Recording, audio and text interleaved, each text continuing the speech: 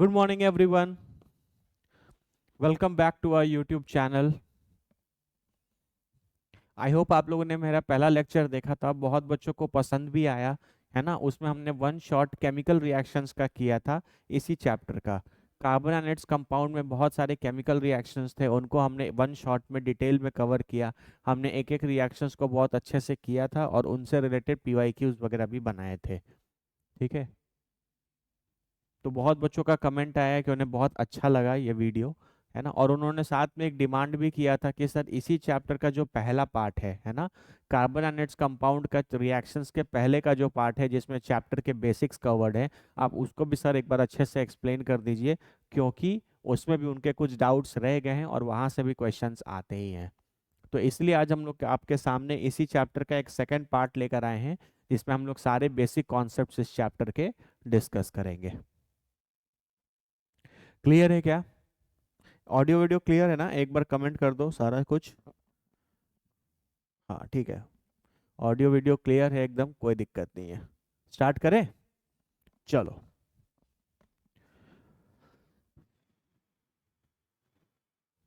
इस चैप्टर का नाम है बाबू कार्बन एंड इट्स कंपाउंड। तो सबसे पहले हम लोग कार्बन एलिमेंट के बारे में पढ़ेंगे, है ना। फिर देखते हैं कि आगे हम लोग किस तरीके से इसको लेकर चलते हैं। जैसे मान लीजिए आपके पास कार्बन है, ठीक है। कार्बन का जो एटॉमिक नंबर है वो C6 और मास नंबर 12 होता है, ठीक है। इसका मतलब एटॉमिक नंबर 6 है और मास नंबर कितना है 12। इसका मतलब कार्बन के पास कितने प्रोटॉन्स हैं 6, और कितने प्रोटॉन प्लस न्यूट्रॉन है 12। तो आप यहाँ से कंक्लूड कर सकते हो कि इसके पास न्यूट्रॉन भी कितना है 6, क्योंकि एटॉमिक नंबर बाबू आपको नंबर ऑफ प्रोटॉन्स बताता है और मास नंबर आपको प्रोटॉन प्लस न्यूट्रॉन बताता है। तो यानी कार्बन के एक एटम में 6 प्रोटॉन हैं और 6 न्यूट्रॉन हैं, ठीक है। अब बात कर लेते हैं इलेक्ट्रॉन्स के बारे में। क्या आपको इस कार्बन के ऊपर कोई चार्ज नजर आ रहा है? क्या मैंने सी के ऊपर कोई प्लस या माइनस चार्ज लगाया है? नहीं लगाया है। इसका मतलब ये कार्बन अगर को हम न्यूट्रल मान सकते हैं, इस कार्बन को क्या मान सकते हैं? न्यूट्रल।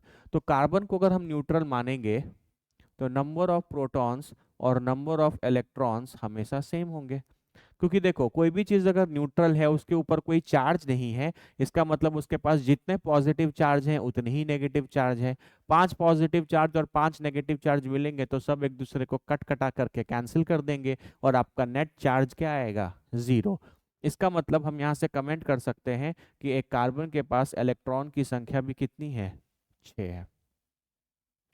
तो ओवरऑल कार्बन, एक कार्बन का अगर आप एक एटम लेते हैं तो उसमें आपको 6 प्रोटॉन मिलते हैं, 6 इलेक्ट्रॉन मिलते हैं और 6 न्यूट्रॉन भी मिलते हैं, ठीक है। अगर आप इसको ऐसे रिप्रेजेंट करना चाहो तो आप ऐसे रिप्रेजेंट कर सकते हो।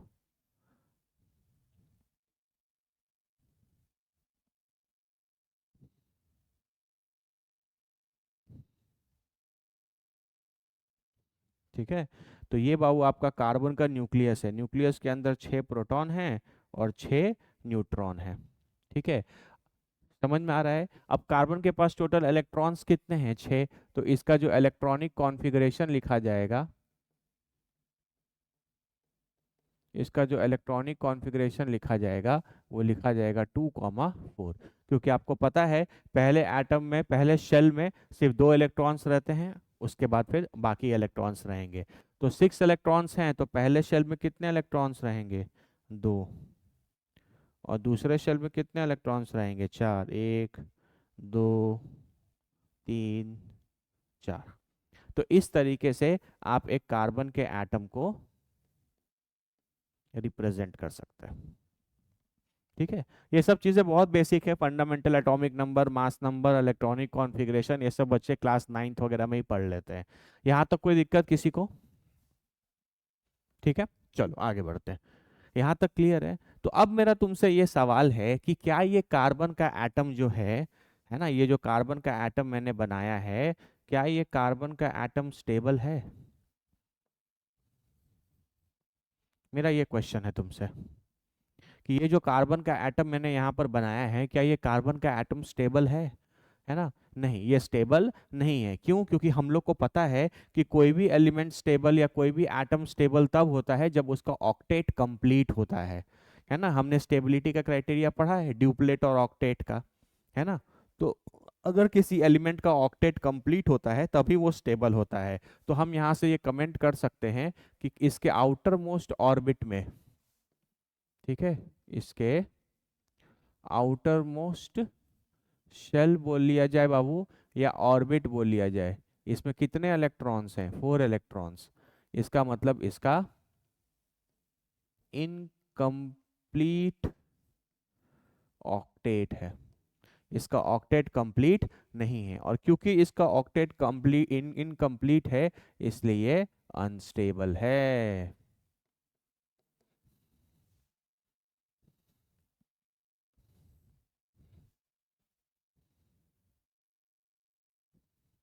इसीलिए ये क्या है? अनस्टेबल है। ठीक है, अब देखो इसके आउटर मोस्ट शेल में कितने इलेक्ट्रॉन्स हैं? इसके आउटर मोस्ट, इसके आउटर मोस्ट शेल में 4 इलेक्ट्रॉन है। अगर इसके आउटर मोस्ट शेल में 8 इलेक्ट्रॉन्स होते तो हम बोलते कि कार्बन का ऑक्टेट कंप्लीट है, और ऐसे केसेस में कार्बन स्टेबल एटम होता या स्टेबल एलिमेंट होता। ठीक है, चलो। तो अब अगर ये स्टेबल नहीं है, अगर ये अनस्टेबल है, तो ये अपने आप को अनस्टेबल से स्टेबल करने की कोशिश करेगा, है ना। हर वो चीज जो दुनिया में अनस्टेबल है वो अपने आप को स्टेबल करने की कोशिश करती है। तो आपका ये जो कार्बन का एटम है, इसके आउटर मोस्ट शेल में 4 इलेक्ट्रॉन है, इसका ऑक्टेट इनकम्प्लीट है, तो ये भी अपने आप को क्या करना चाहेगा? स्टेबल करना चाहेगा। ठीक है, तो क्या क्या कर सकता है ये स्टेबल करने के लिए, ये देखा जाए। तो स्टेबल करने के लिए पहला काम जो ये करना चाहेगा, है ना, वो इलेक्ट्रॉन को गेन या इलेक्ट्रॉन को लूज करके करना चाहेगा। ठीक है, आओ बताते हैं कैसे। जैसे देखो, कार्बन का आप इलेक्ट्रॉनिक कॉन्फ़िगरेशन लिख रहे हैं, तो आप लिख रहे हैं 2,4। ठीक है, इसके आउटर मोस्ट शेल में कितने इलेक्ट्रॉन है? 4 इलेक्ट्रॉन। होने कितने चाहिए? 8 इलेक्ट्रॉन्स। तो ये क्या कर सकता है? कार्बन एक काम कर सकता है कि ये 4 इलेक्ट्रॉन को गेन कर सकता है। ठीक है, कार्बन बोले कि हम 4 इलेक्ट्रॉन गेन कर लेंगे, तो अगर ये 4 इलेक्ट्रॉन गेन कर लेगा तो इसका कॉन्फ़िगरेशन हो जाएगा 2,8। देखो, इसके आउटर मोस्ट शेल में 4 इलेक्ट्रॉन है, 4 इलेक्ट्रॉन बाहर से किसी से ले लेता है, तो इसके पास टोटल कितने इलेक्ट्रॉन हो जाएंगे? आउटर मोस्ट शेल में 8 इलेक्ट्रॉन हो जाएंगे। और ऐसे केसेस में आपका जो दिखेगा वो दिखेगा C4- एनायन। क्या दिखेगा? C4- anion. बाबू देखो, ये न्यूट्रल है, इसके ऊपर कोई चार्ज नहीं है। जितना ज्यादा ये एक एक इलेक्ट्रॉन लेते जाएगा, इसके ऊपर एक एक माइनस चार्ज बढ़ता जाएगा, है ना। ये न्यूट्रल था, इसने 4 इलेक्ट्रॉन बाहर से लिए, तो इस पे 4 माइनस चार्ज आ गया। ठीक है, तो ये एक प्रोसेस है, ये एक तरीका है जिससे कार्बन स्टेबल हो सकता है। लेकिन क्या कार्बन ऐसा कर सकता है? इस पे भी हम लोग बात करेंगे। ठीक है, तो यहाँ पर हमने देखा कि एक neutral carbon atom 4 electron gain करके 2,8 का कॉन्फ़िगरेशन अचीव कर सकता है, लेकिन उस केस में इसके ऊपर 4 नेगेटिव आयंस या नेगेटिव चार्ज जो है वो आ जाएगा। क्लियर है? बात करें तो ये चीज बाबू नॉट पॉसिबल,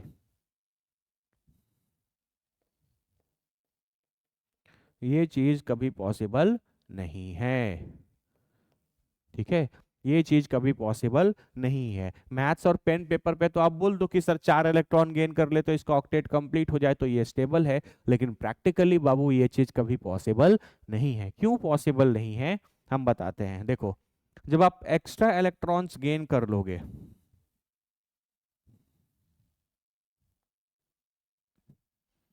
देखो हम यहाँ समझाते हैं तुमको।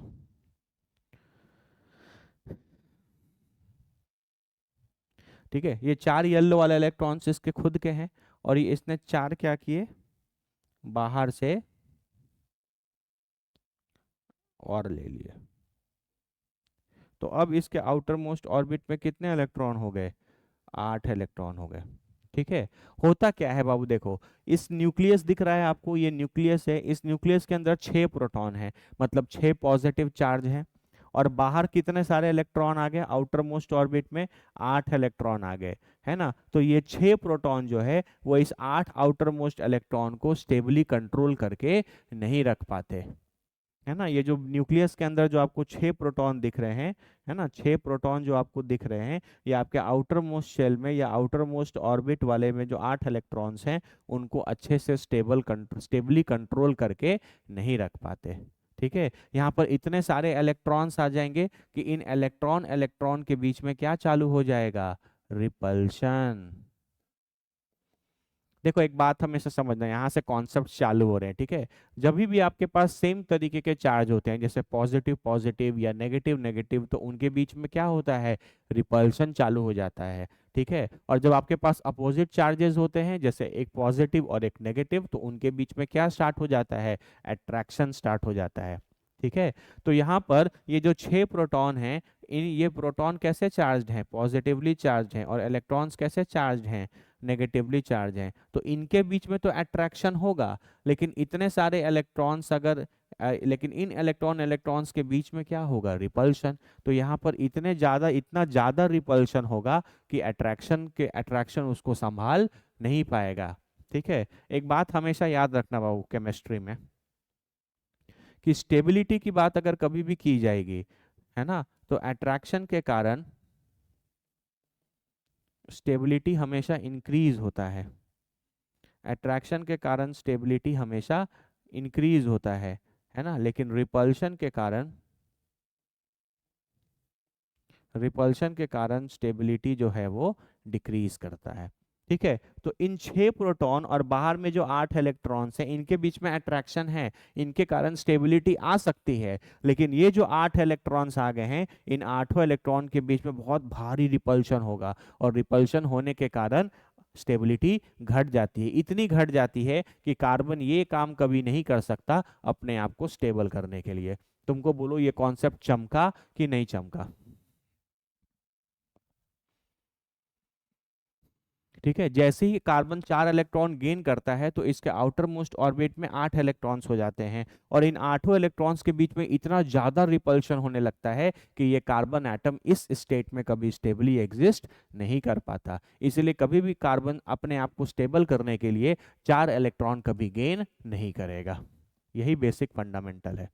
ठीक है, इन प्रोटॉन्स और इन इलेक्ट्रॉन्स के बीच में अट्रैक्शन है, अट्रैक्शन के कारण स्टेबिलिटी आएगी, लेकिन वो स्टेबिलिटी इतनी ज्यादा नहीं होगी कि वो इलेक्ट्रॉन इलेक्ट्रॉन के बीच के रिपल्शन को ओवरकम कर ले, है ना। मतलब रिपल्शन इतना ज्यादा होगा कि ये बेचारा अट्रैक्शन करके भी इसको स्टेबल नहीं रख पाएगा, है ना। इसीलिए बोलते हैं it becomes impossible for 6 protons to stably hold 10 electrons, है ना। इसके पास टोटल कितने इलेक्ट्रॉन्स हो गए, 10 इलेक्ट्रॉन हो गए, है ना। इन 6 प्रोटॉन्स के पास इतनी कैपेबिलिटी नहीं है कि वो इन 10 इलेक्ट्रॉन्स को स्टेबली होल्ड करके रख पाए। क्यों? क्योंकि ये जो 8 इलेक्ट्रॉन्स हैं, या ये 2 इलेक्ट्रॉन अंदर वाले में भी हैं, इन सब में इतना ज़्यादा रिपल्शन होगा कि ये कार्बन एटम स्टेबल एग्जिस्ट नहीं कर पाएगा। बोलो क्लियर है या नहीं क्लियर है? ठीक है, चलो तो हम इसी चीज को स्टेटमेंट में लिख देते हैं। Carbon cannot gain 4 electrons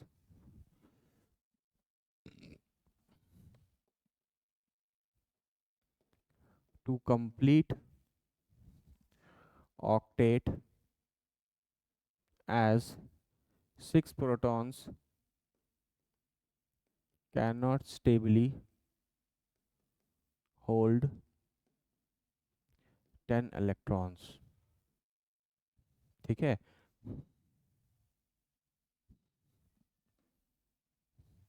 carbon cannot gain 4 electrons to complete octet as 6 protons cannot stably hold 10 electrons, है ना। यहाँ पे बेसिकली फंडा ये है कि इलेक्ट्रॉन इलेक्ट्रॉन के बीच का जो रिपल्शन है वो बहुत ज़्यादा इंक्रीज कर जाता है, और इंक्रीज होने के कारण इसकी जो स्टेबिलिटी है वो डिक्रीज कर रही है।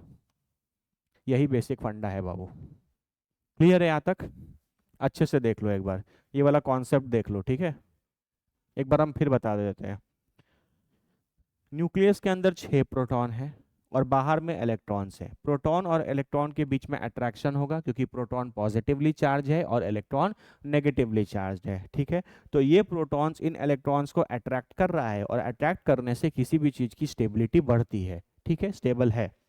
लेकिन इतने 4 इलेक्ट्रॉन गेन करने के बाद इस कार्बन के एटम में इतने ज्यादा इलेक्ट्रॉन्स हो गए हैं, आउटर मोस्ट शेल को ही देख लो तो आउटर मोस्ट शेल में 8 इलेक्ट्रॉन्स हो गए हैं। और इन 8 इलेक्ट्रॉन के आ जाने के कारण इन इलेक्ट्रॉन इलेक्ट्रॉन के बीच का रिपल्शन बहुत ज्यादा इंक्रीज कर जा रहा है और रिपल्शन के बढ़ने से स्टेबिलिटी कम होती है ना। तो इतना ज्यादा इलेक्ट्रॉन्स के बीच में इतना ज्यादा रिपल्शन हो रहा है कि एटम जो है वो इस फॉर्म में कभी स्टेबल एग्जिस्ट नहीं कर पा रहा है ना। ये जो 6 प्रोटॉन हैं ये इतना अट्रैक्शन नहीं प्रोड्यूस कर पा रहे जो इस रिपल्शन को ओवरकम कर पाए, है ना। मतलब ऐसा सोचो कि अट्रैक्शन भी हो रहा है, रिपल्शन भी हो रहा है, लेकिन रिपल्शन बहुत ज्यादा हो रहा है, इसीलिए एटम जो है वो इस फॉर्म में स्टेबली एग्जिस्ट नहीं कर रहा है। इसलिए कार्बन 4 इलेक्ट्रॉन गेन करके अपने आप को कभी स्टेबल नहीं कर सकता। ठीक है, चलो आगे बढ़ते हैं। अब क्या किया जाए, तो फिर कार्बन को अगर देखा जाए तो C612 है, इसका इलेक्ट्रॉनिक कॉन्फ़िगरेशन 2,4 है। तो अब एक साइंटिस्ट ने बोला, साइंटिस्ट लोगों ने सोचा कि एक काम किया जाए। अब ये क्या करे, ये 4 इलेक्ट्रॉन लूज कर दे। तो जैसे ही ये 4 इलेक्ट्रॉन लूज कर देगा तो ये वाला शेल ही खत्म हो जाएगा, है ना। तो इसका कॉन्फ़िगरेशन सिर्फ 2 बचेगा। तो बात आया कि फर्स्ट शेल है या ऑर्बिट है। ठीक है, फर्स्ट शेल है और ऑर्बिट है और उसमें 2 इलेक्ट्रॉन है, मतलब ड्यूप्लेट वाला कंडीशन सेटिस्फाइड है। और इस केस में कार्बन हो जाएगा C4+। आपको पता है इलेक्ट्रॉन को गेन करने से नेगेटिव चार्ज आता है और इलेक्ट्रॉन को लूज करने से पॉजिटिव चार्ज आता है। तो कार्बन ने यहाँ 4 इलेक्ट्रॉन लूज कर दिया तो इसके ऊपर कितना चार्ज आ गया, 4 पॉजिटिव चार्ज आ गया, तो C4+, है ना। आप बोल सकते हो दिस इज कैटायन। ठीक है, 4 इलेक्ट्रॉन गेन नहीं कर सकते थे तो 4 इलेक्ट्रॉन लूज कर देते हैं। जैसे ही 4 इलेक्ट्रॉन लूज करेंगे तो ये सेकंड शेल पूरा का पूरा खत्म हो जाएगा, इसमें कोई भी इलेक्ट्रॉन्स नहीं बचेगा, तो सिर्फ एक ही शेल बचेगा जिसमें इलेक्ट्रॉन्स है, वो पहला। और पहले शेल में अगर 2 इलेक्ट्रॉन्स रहते हैं तो ड्यूप्लेट का कंडीशन सेटिस्फाइड होता है और ये एटम स्टेबल माना जा सकता है। ठीक है, समझ रहे हो, मतलब कार्बन जो है वो 4 इलेक्ट्रॉन गेन लूज करके C4+ और 4 इलेक्ट्रॉन इस तरीके का एक काम कर ले, है ना। ये 4 इलेक्ट्रॉन लूज कर ले। बोलो क्लियर है या नहीं। अब बात है कि क्या कार्बन ये काम भी कर सकता है, जैसे पिछले 4 इलेक्ट्रॉन गेन नहीं कर सकता था तो वैसे ही ये काम ये कर सकता है। इसको समझने के लिए हम लोग एक कॉन्सेप्ट पढ़ेंगे जिसका नाम होता है आयोनाइजेशन एनर्जी, है ना। बहुत डिटेल में इसको नहीं कवर करेंगे लेकिन थोड़ा सा इसको समझेंगे तभी आपको ये कॉन्सेप्ट समझ में आएगा। बाबू देखो एक बात समझो, किसी भी एटम से इलेक्ट्रॉन निकालने के लिए आपको एनर्जी देना पड़ता है। ठीक है, थोड़ा इस चीज को हम लोग समझते हैं, आओ।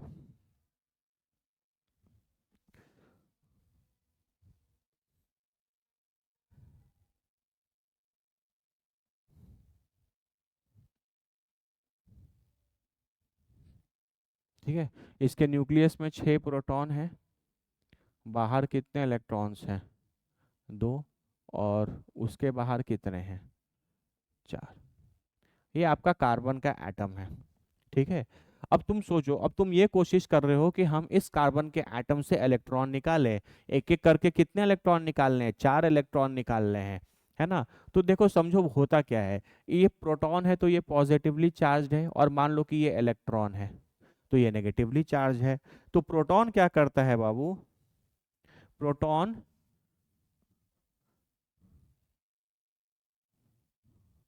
प्रोटॉन और इलेक्ट्रॉन इनके बीच में एक क्या लगेगा, अट्रैक्शन लगेगा। थोड़ा समझना, ठीक है।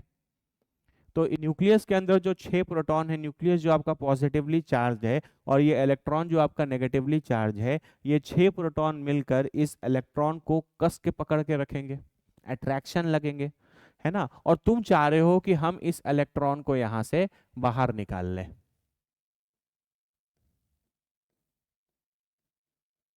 हम इस इलेक्ट्रॉन को क्या कर दें, बाहर निकाल दें। तुम इस फेरा में हो कि हम इस इलेक्ट्रॉन को यहाँ से बाहर निकाल दें। तुम खुद सोचो, मान लो हम तुम्हारे एक दोस्त को कस के पकड़ के रखे हैं और तुम चाहते हो कि तुम अपने दोस्त को मेरे से छुड़ा ले जाओ, तो तुमको एनर्जी लगाना पड़ेगा कि नहीं, तुमको बाहर से ताकत लगाना पड़ेगा कि नहीं लगाना पड़ेगा, है ना। मान लो ये तुम्हारा फ्रेंड है और हम तुम्हारे फ्रेंड को हम पकड़ के रखे हैं और तुम चाहते हो अपने फ्रेंड को यहाँ से ले जाना, तो तुम आओगे और ताकत लगाओगे, तब तुम यहाँ से अपने फ्रेंड को लेकर जा सकते हो। यही बेसिक फंडामेंटल है कि ये जो इलेक्ट्रॉन्स हैं, न्यूक्लियस जो है वो इन इलेक्ट्रॉन्स को अट्रैक्ट करके रखता है। क्यों? क्योंकि ये पॉजिटिव और ये नेगेटिव है, और तुम चाह रहे हो कि हम इन इलेक्ट्रॉन्स को यहाँ से लूज करा दें। तो लूज तुम तब करा सकते हो जब तुम बाहर से एनर्जी सप्लाई करोगे। ठीक है, समझ में आ रहा है? तो इलेक्ट्रॉन को लूज बाहर निकालने के लिए आपको यहाँ एनर्जी क्या करना पड़ेगा, सप्लाई करना पड़ेगा। ठीक है, तुमने बाहर से एनर्जी सप्लाई किया और एनर्जी सप्लाई करके तुमने एक इलेक्ट्रॉन बाहर निकाल दिया। इस तरीके से एक एक करके जितने भी इलेक्ट्रॉन्स हैं, सब इलेक्ट्रॉन्स को निकालने में आपको एनर्जी देना पड़ेगा, क्योंकि हर जो इलेक्ट्रॉन है उसको न्यूक्लियस ने कस के पकड़ के रखा है ना। तो करते करते देखोगे कि आपको बहुत ज्यादा एनर्जी देना पड़ेगा, तब जाके आप इन चारों इलेक्ट्रॉन्स को यहाँ से बाहर निकाल सकते हो। ठीक है ना। जैसे मान लो तुमने इस इलेक्ट्रॉन को पहले निकाला, तो इस इलेक्ट्रॉन को निकालने के लिए तुमने एनर्जी दिया, उसी एनर्जी को हम लोग बोलते हैं आयोनाइजेशन एनर्जी, है ना। आयोनाइजेशन एनर्जी कुछ नहीं, वो एनर्जी जो आप एक एटम को देते हैं ताकि आप उसके आउटर मोस्ट सेल से एक इलेक्ट्रॉन निकाल सकें। ठीक है, तो आपके आउटर मोस्ट शेल में यहाँ 4 इलेक्ट्रॉन है, आपने कुछ एनर्जी दिया और इस इलेक्ट्रॉन को बाहर निकाला, तो जितनी एनर्जी आप सप्लाई कर रहे हैं एक इलेक्ट्रॉन को निकालने के लिए, उसी को आप बोलते हैं आयोनाइजेशन एनर्जी। ठीक है, तो बेसिक लेवल पे बस एक अमाउंट ऑफ एनर्जी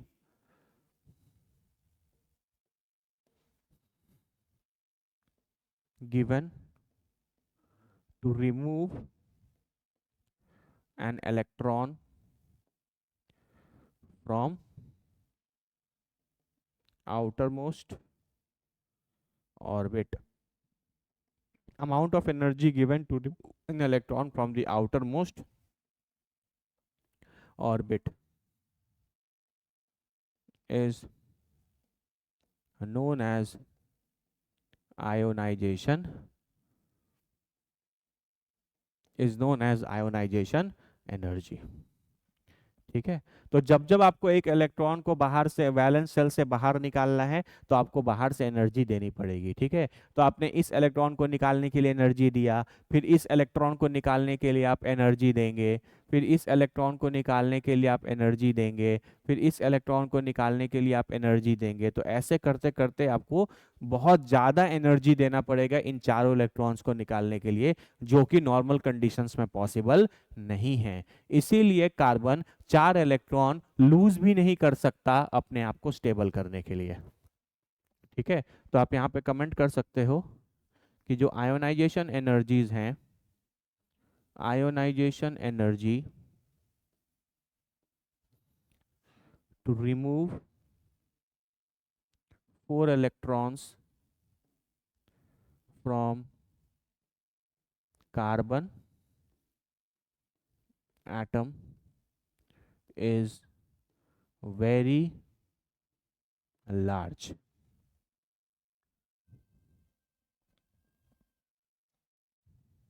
ठीक है, ionization energy to remove 4 electrons from carbon atom is very large, है ना। तुम समझे, क्योंकि हर इलेक्ट्रॉन को न्यूक्लियस ने पकड़ के रखा है, तो हर इलेक्ट्रॉन को निकालने के लिए आपको बाहर से एनर्जी देनी पड़ेगी। तो इन सारे एनर्जी को आप जोड़ दोगे तो बहुत ज़्यादा एनर्जी हो जाएगा, और इतनी एनर्जी आप सप्लाई नहीं करते एटम को, मतलब एटम से इलेक्ट्रॉन निकालने के लिए। ठीक है, तो यही कारण है, ठीक है, यही कारण है कि carbon do not lose 4 electrons to become stable, to become stable, है ना। इसका मतलब कार्बन की कहानी अगर की जाए, तो कार्बन जो है वो ना ही 4 इलेक्ट्रॉन्स गेन कर सकता है, मतलब C4- नहीं बन सकता, और ना ही वो 4 इलेक्ट्रॉन्स लूज कर सकता है है ना, तो C4+ भी नहीं बन सकता। यानी कार्बन किसी भी तरीके से इलेक्ट्रॉन को गेन करके या इलेक्ट्रॉन को लूज करके अपने आप को स्टेबल नहीं रख सकता। बस ये बात आपको अच्छे से समझ में आनी चाहिए।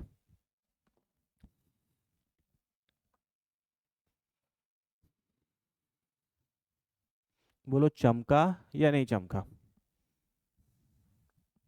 ठीक है, कार्बन जो है वो 4 इलेक्ट्रॉन गेन या 4 इलेक्ट्रॉन लूज नहीं कर सकता अपने आप को स्टेबल करने के लिए। ठीक है, जैसे नॉर्मली बहुत सारे एलिमेंट्स इलेक्ट्रॉन को गेन करके इलेक्ट्रॉन को लूज करके स्टेबल हो जाते हैं। जैसे क्लोरीन इलेक्ट्रॉन 1 इलेक्ट्रॉन गेन करके स्टेबल हो सकता है, सोडियम 1 इलेक्ट्रॉन लूज करके स्टेबल हो सकता है ना। तो बहुत सारे ऐसे एलिमेंट्स हैं जो इलेक्ट्रॉन को गेन करके या लूज करके स्टेबल हो सकते हैं, लेकिन ये कहानी कार्बन के साथ वैलिड नहीं है। इसीलिए कार्बन का जो प्रॉपर्टी है, कार्बन का जो बिहेवियर है, वो थोड़ा यूनिक है, वो बहुत सारे एलिमेंट से डिफरेंट है। इसीलिए आप कार्बन के बारे में एक अलग से चैप्टर पढ़ रहे हैं, है ना। कार्बन के बारे में आप एक अलग से चैप्टर पढ़ रहे हैं, सिर्फ इसीलिए पढ़ रहे हैं कि इसमें इसकी बहुत सारी ऐसी प्रॉपर्टीज है जो और किसी के साथ मैच नहीं करती। आराम से बाबू समझेंगे, मेरा मोटिव ये नहीं है कि जल्दी जल्दी पढ़ाकर आपको वन शॉट है तो वन शॉट है या कुछ इस टाइप का है तो 1 घंटा में सब चैप्टर पढ़ा लो। वो सब बाबू रिवीजन के लिए अच्छा होता है, लेकिन अभी आपके पास समय है, हम लोग आराम से एक एक चीज को समझ सकते हैं, पकड़ सकते हैं और फिर अपने कॉन्सेप्ट्स को बिल्ड कर सकते हैं। ठीक है, आयोनाइजेशन एनर्जी के बारे में आप क्लास 11th वगैरह में आएंगे तो हम आपको और डिटेल में पढ़ाएंगे कि ये क्या है, क्या क्या चीज़ें हैं। अभी आप टाइम बिंग के लिए बस इतना जानो कि कब जब कभी भी आपको किसी एटम के आउटर मोस्ट शेल से इलेक्ट्रॉन निकालना है तो आपको एनर्जी सप्लाई करना पड़ता है। क्यों? क्योंकि आपके इलेक्ट्रॉन को न्यूक्लियस पकड़ के रखता है। ठीक है, तो जितनी एनर्जी आप सप्लाई करते हैं एक इलेक्ट्रॉन को बाहर निकालने के लिए, आप उसको बोलते हैं आयोनाइजेशन एनर्जी। तो यहाँ आपको टोटल कितने इलेक्ट्रॉन निकालने थे? 4। तो इसको इन चारों इलेक्ट्रॉन को निकालने के लिए आपको हमेशा एनर्जी देनी पड़ेगी। तो इन सबको ऐड कर दोगे तो टोटल एनर्जी जो आपको सप्लाई करना पड़ेगा 4 इलेक्ट्रॉन निकालने के लिए वो बहुत ज़्यादा है। इसीलिए ये वाला चीज़ भी कभी पॉसिबल नहीं है। इसलिए कार्बन कैन नॉट गेन और lose electrons in order to achieve stability. Carbon cannot gain और lose electrons in order to achieve stability. ठीक है, क्लियर है? चलो, अब बात आता है कि सर ठीक है, कार्बन इलेक्ट्रॉन गेन नहीं कर सकता, लूज नहीं कर सकता, लेकिन कार्बन को स्टेबल तो होना है। तो कार्बन ऐसा क्या करे? कार्बन बड़ा एक यूनिक काम करता है। कार्बन जो है वो इलेक्ट्रॉन्स का शेयरिंग करता है ना, अपना स्टेबिलिटी अचीव करने के लिए।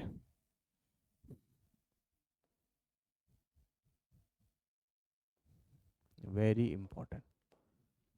ठीक है, कार्बन इलेक्ट्रॉन गेन नहीं कर सकता, कार्बन इलेक्ट्रॉन लूज नहीं कर सकता, लेकिन कार्बन को स्टेबल तो होना है। तो कार्बन बड़ा एक यूनिक प्रॉपर्टी शो करता है, कार्बन इलेक्ट्रॉन का शेयरिंग करता है अपने आप को स्टेबल करने के लिए। ठीक है, और भी सिर्फ कार्बन ही नहीं, और भी ऐसे एलिमेंट्स हैं या और भी ऐसी चीजें हैं, है ना, जो शेयर करके बनती हैं। ठीक है, समझ में आ रहा है? ठीक है, आपने थोड़ा बहुत पढ़ा होगा 9th में, तो आपने बॉन्ड के बारे में पढ़ा होगा। तो बॉन्ड दो तरीके के आप पढ़ते हैं 10th लेवल पर, एक आयनिक बॉन्ड और एक कोवेलेंट बॉन्ड। ठीक है, तो आयनिक बॉन्ड बनता है इलेक्ट्रॉन के गेन और इलेक्ट्रॉन के लूज से, है ना। जैसे मान लो सोडियम ने 1 इलेक्ट्रॉन लूज कर दिया तो Na+1 इलेक्ट्रॉन, है ना, ये इलेक्ट्रॉन लूज कर दिया, इलेक्ट्रॉन लूज किया, 1 इलेक्ट्रॉन लूज किया, इसलिए इस पर एक पॉजिटिव चार्ज आया। क्लोरीन ने 1 इलेक्ट्रॉन गेन कर लिया तो ये Cl- हो गया, ये इलेक्ट्रॉन को गेन कर लिया, तो ये बन गया आपका कैटायन और ये बन गया आपका एनायन, है ना। तो Na+ और Cl- इनके बीच में क्या लगेगा? एक फोर्स ऑफ अट्रैक्शन लगेगा। ये पॉजिटिव चार्ज है, ये नेगेटिव चार्ज है, इनके बीच में एक फोर्स ऑफ अट्रैक्शन लगेगा। इस फोर्स ऑफ अट्रैक्शन का ही नाम आयनिक बॉन्ड होता है। ठीक है, एक कैटायन और एक एनायन के बीच में लगने वाला फोर्स ऑफ अट्रैक्शन ही क्या कहा जाता है? आयनिक बॉन्ड पाया जाता है। आपने मेटल नॉन मेटल के चैप्टर में इस तरीके की चीजें पढ़ी होंगी। अगर आपको इसमें डाउट है तो हम लोग जब मेटल नॉन मेटल डिस्कस करेंगे तो वहाँ हम आपको और डिटेल में बता देंगे। ठीक है। ठीक है, तो बात आता है कोवैलेंट बॉन्ड। तो जो जहां पर इलेक्ट्रॉन का शेयरिंग होता है बाबू, यहाँ ध्यान रखेंगे, जहां इलेक्ट्रॉन का शेयरिंग होता है वहीं पर आपका कोवैलेंट बॉन्ड बनता है ना। इलेक्ट्रॉन के गेन और लूज से कौन सा बॉन्ड बनता है? आयनिक बॉन्ड बनता है। लेकिन इलेक्ट्रॉन जब शेयर करके कोई स्टेबल होता है तब वहां पर कौन सा बॉन्ड बनता है? कोवैलेंट बॉन्ड बनता है। तो कार्बन इलेक्ट्रॉन का शेयरिंग करता है, इसका मतलब कार्बन जो है वो हमेशा कौन सा बॉन्ड बनाता है? कोवैलेंट बॉन्ड बनाता है, क्योंकि कार्बन इलेक्ट्रॉन गेन करके और लूज करके अपने आप को स्टेबल नहीं कर सकता, है ना। तो आपसे 1 मार्क में क्वेश्चन आएगा कि carbon forms which type of bond, covalent bond, ionic bond, तो आप क्या टिक करेंगे? Covalent bond. ठीक है, कार्बन जो है वो कोवैलेंट बॉन्ड बनाता है क्योंकि वो इलेक्ट्रॉन के शेयरिंग से बॉन्ड बनाता है। ठीक है, चलो, तो अब हम लोग सीखते हैं कि कोवैलेंट बॉन्ड कैसे बनता है और इलेक्ट्रॉन का शेयरिंग कैसे होता है।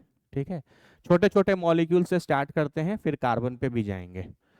जैसे आपको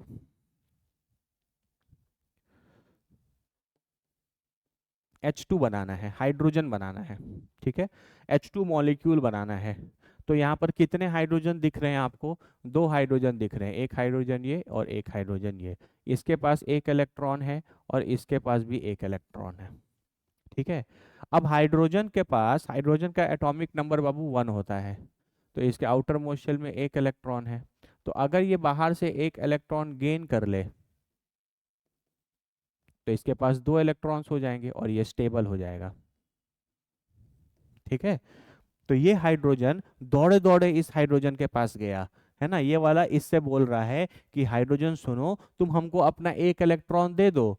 तो वो पूछता है क्यों दें? तो बोला कि देखो, अगर तुम अपना एक इलेक्ट्रॉन हमको दे देते हो तो मेरे पास एक इलेक्ट्रॉन तो पहले से खुद का है, और तुम भी अपना एक इलेक्ट्रॉन हमको दे दोगे तो मेरे पास 2 इलेक्ट्रॉन हो जाएंगे और हम स्टेबल हो जाएंगे।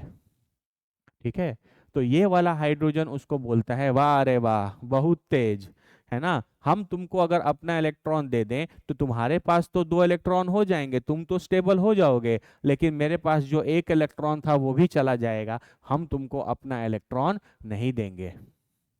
मेरी बात बहुत ध्यान से समझना। ठीक है, देखो, इन दोनों के पास एक एक इलेक्ट्रॉन है, इन दोनों को एक एक इलेक्ट्रॉन और मिलेगा तब जाके ये स्टेबल होंगे। इसको भी एक इलेक्ट्रॉन और मिले, इसको भी एक इलेक्ट्रॉन और मिले, तो दोनों जाकर स्टेबल होंगे। ठीक है, तो ये हाइड्रोजन अगर इस हाइड्रोजन के पास जाता है और बोलता है कि तुम अपना एक इलेक्ट्रॉन हमको दे दो, तो अगर ये हाइड्रोजन अपना एक इलेक्ट्रॉन इसको दे देता है तो इसके पास तो 2 इलेक्ट्रॉन हो जाएंगे, लेकिन इसके पास तो एक था वो भी खत्म हो जाएगा। तो ये तो स्टेबल हो जाएगा, लेकिन क्या ये स्टेबल रहेगा? नहीं, इसीलिए ये काम नहीं होगा, है ना। इसको तुम ऐसे समझो, ये तुम हो और ये तुम्हारा फ्रेंड है। ठीक है, ये तुम हो और ये तुम्हारा फ्रेंड है ना। तुम एक दिन लंच में रोटी लेकर के गए और तुम्हारा दोस्त जो है वो भुंजिया लेकर के आया, है ना। तुम अपने टिफिन में रोटी लेकर गए और तुम्हारा दोस्त जो है वो भुंजिया लेकर के आया। ठीक है, तो तुम इस दोस्त के पास गए, तो तुम बोले कि भाई एक काम करो, देखो ना मेरा तो भुंजिया छूट गया है घर ही पर, तुम अपना हमको भुंजिया दे दो, है ना। तो ये बोलेगा कि वाह रे वाह, हम तुमको अपना भुंजिया दे देंगे तो तुम्हारे पास तो रोटी भी हो जाएगा और भुंजिया भी हो जाएगा, तुम तो मस्त खा लोगे, लेकिन मेरे पास तो भुंजिया भी नहीं रहेगा तो हम क्या खाएंगे? तो ऐसे केस में ये अपना भुंजिया इसको देगा क्या? नहीं। इसका मतलब ये है कि ये इलेक्ट्रॉन लूज नहीं करेगा, और ये लूज नहीं करेगा तो ये गेन नहीं करेगा। इसका मतलब यहाँ पर भी इलेक्ट्रॉन गेन और लूज जो है वो पॉसिबल नहीं है। तो ऐसे केस में क्या होगा? तुम लोग सोचोगे कि भाई मेरे पास रोटी है और तुम्हारे पास भुंजिया है, चलो हम अपना रोटी तुमको देते हैं, तुम अपना भुंजिया हमको दो, दोनों मिल बांट के खा लेते हैं। समझ रहे हो? तुम 4 रोटी लेकर गए थे, वो भुंजिया लेकर आया था, तुमने आपस में शेयर किया, 2 रोटी भुंजिया तुम खा लिए, 2 रोटी भुंजिया वो खा लिया। तो इस तरीके से शेयरिंग का कॉन्सेप्ट आता है ना। जब गेन और लूज नहीं कर सकते तो शेयर करते हैं। ये इलेक्ट्रॉन लूज नहीं कर सकता था, ये भी इलेक्ट्रॉन लूज नहीं कर सकता था, तो दोनों क्या करेंगे? शेयर करेंगे। क्या करेंगे? शेयर करेंगे। ठीक है, शेयरिंग का बाबू एक फंडामेंटल होता है, हम यही सिखा देते हैं। शेयरिंग उतने ही इलेक्ट्रॉन्स का होगा जितने electrons needed to achieve stability.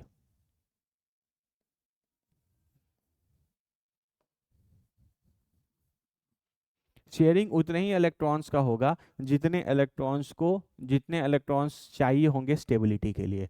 ठीक है, इसको कितने इलेक्ट्रॉन चाहिए स्टेबिलिटी के लिए? एक। इसको भी कितने चाहिए? एक। तो ये कितने इलेक्ट्रॉन आपस में शेयर करेंगे? एक एक। है ना, ये बोलेगा हम अपना एक इलेक्ट्रॉन तुमको देंगे, तुम भी अपना एक इलेक्ट्रॉन हमको दो। इस तरीके की चीज को केमिस्ट्री में ऐसे दिखाते हैं। बहुत ध्यान से देखेंगे ऐसे।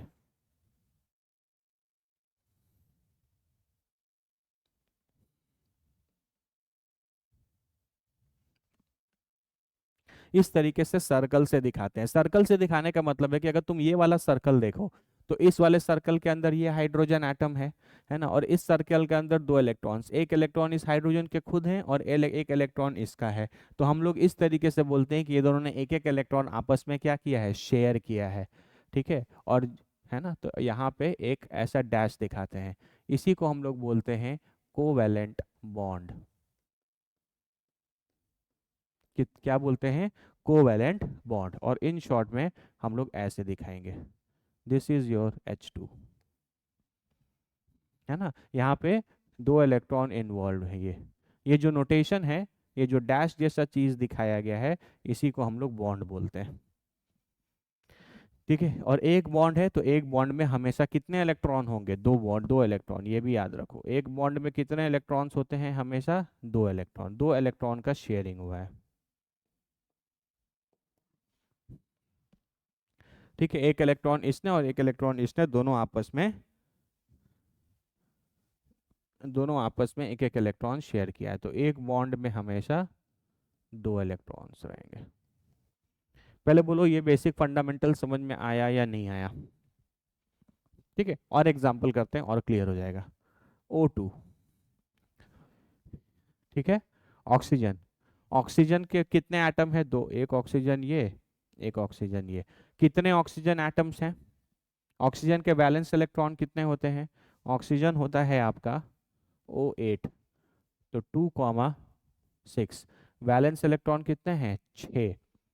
ठीक है, तो यहाँ 6 इलेक्ट्रॉन दिखाएंगे, 1 2 3 4 5 6। यहाँ पे भी 1 2 3 4 5 6। हेलो, हाँ आप आइए ना सर, उसी समय आ जाइएगा, 11 साढ़े 11 बजे आ जाइए अपने टाइम पर।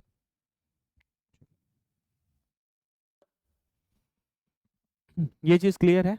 अब देखो, ठीक है, चलो देखो। अब इस ऑक्सीजन के पास क्या प्रॉब्लम है? इस ऑक्सीजन के पास अपने खुद के 6 इलेक्ट्रॉन हैं, आउटर मोस्ट में 6 इलेक्ट्रॉन है ना। अगर ये 2 इलेक्ट्रॉन बाहर से ले ले तो इसका ऑक्टेट कंप्लीट हो जाएगा और ये स्टेबल हो जाएगा। ठीक है, तो ये ऑक्सीजन दौड़े दौड़े इस ऑक्सीजन के पास गया, बोला कि ऑक्सीजन ऑक्सीजन मेरी बात सुनो। तो बोला क्या? तुम अपना 2 इलेक्ट्रॉन हमको दे दो। है ना, तो उसने पूछा क्यों?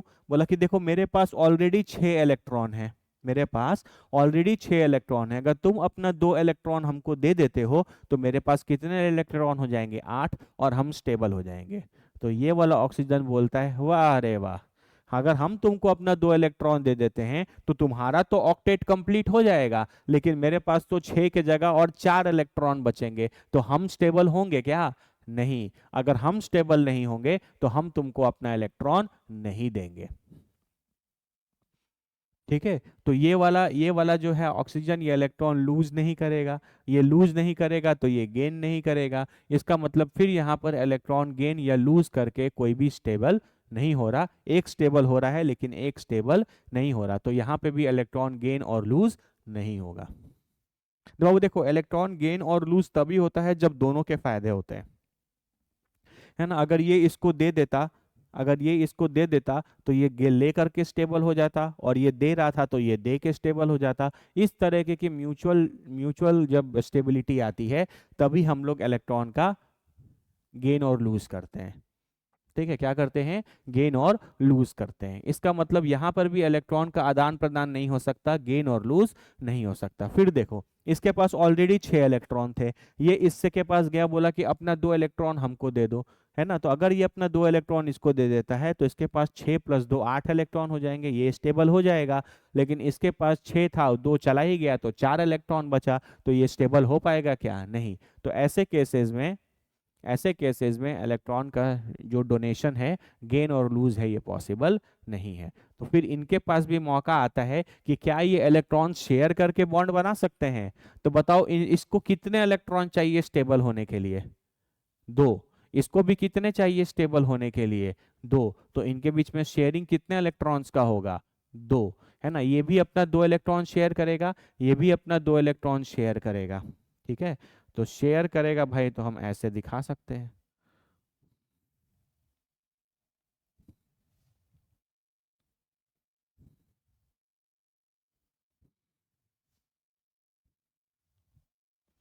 ठीक है, इस तरीके से सर्कल बना सकते हैं। ठीक है, देखो इस वाले सर्कल में एक ऑक्सीजन है, इसके 6 इलेक्ट्रॉन हैं और इसके 2 इलेक्ट्रॉन, तो इस सर्कल में टोटल कितने इलेक्ट्रॉन्स हो गए? 8 इलेक्ट्रॉन। ठीक है, इस वाले सर्कल में कितने इलेक्ट्रॉन है? 6 इसके 2 इसके, 8 इलेक्ट्रॉन। तो इस तरीके से अगर शेयर कर लें तो इनका ऑक्टेट जो है वो कंप्लीट हो जाएगा, ऐसा। ठीक है, तो आप O2 को O डबल बॉन्ड O ऐसे लिख सकते हैं, है ना। O2 को आप इस तरीके से लिख सकते हैं, O डबल बॉन्ड O ऐसे।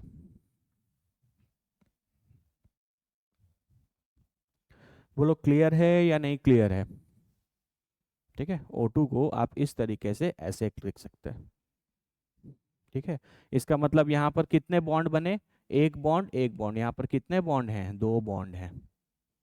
एक बॉन्ड में कितने इलेक्ट्रॉन्स होते हैं? 2 इलेक्ट्रॉन। तो यहाँ टोटल कितने इलेक्ट्रॉन्स हो गए? 4 इलेक्ट्रॉन। देखो, एक, एक, दो, तीन, चार, टोटल कितने इलेक्ट्रॉन हो गए?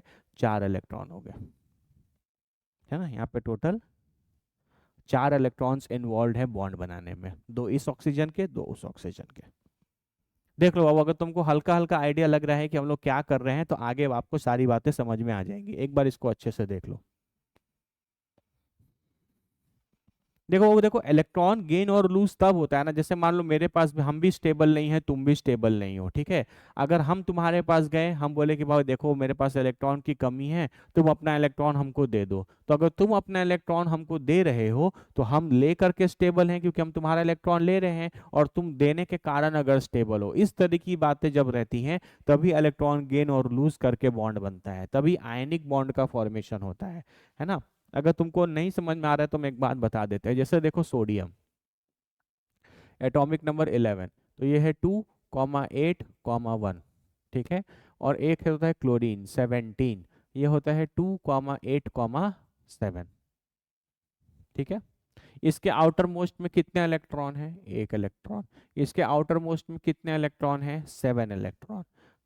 ठीक है, समझ में आ रहा है? तो ये क्या करना चाहेगा? ये एक इलेक्ट्रॉन लूज करना चाहेगा, क्योंकि अगर ये एक इलेक्ट्रॉन लूज कर देता है तो ये शेल खत्म हो जाएगा, ये हो जाएगा इसका आउटर मोस्ट शेल, और आउटर मोस्ट शेल में 8 इलेक्ट्रॉन्स होंगे। ये क्या करना चाहता है? ये एक इलेक्ट्रॉन गेन करना चाहता है।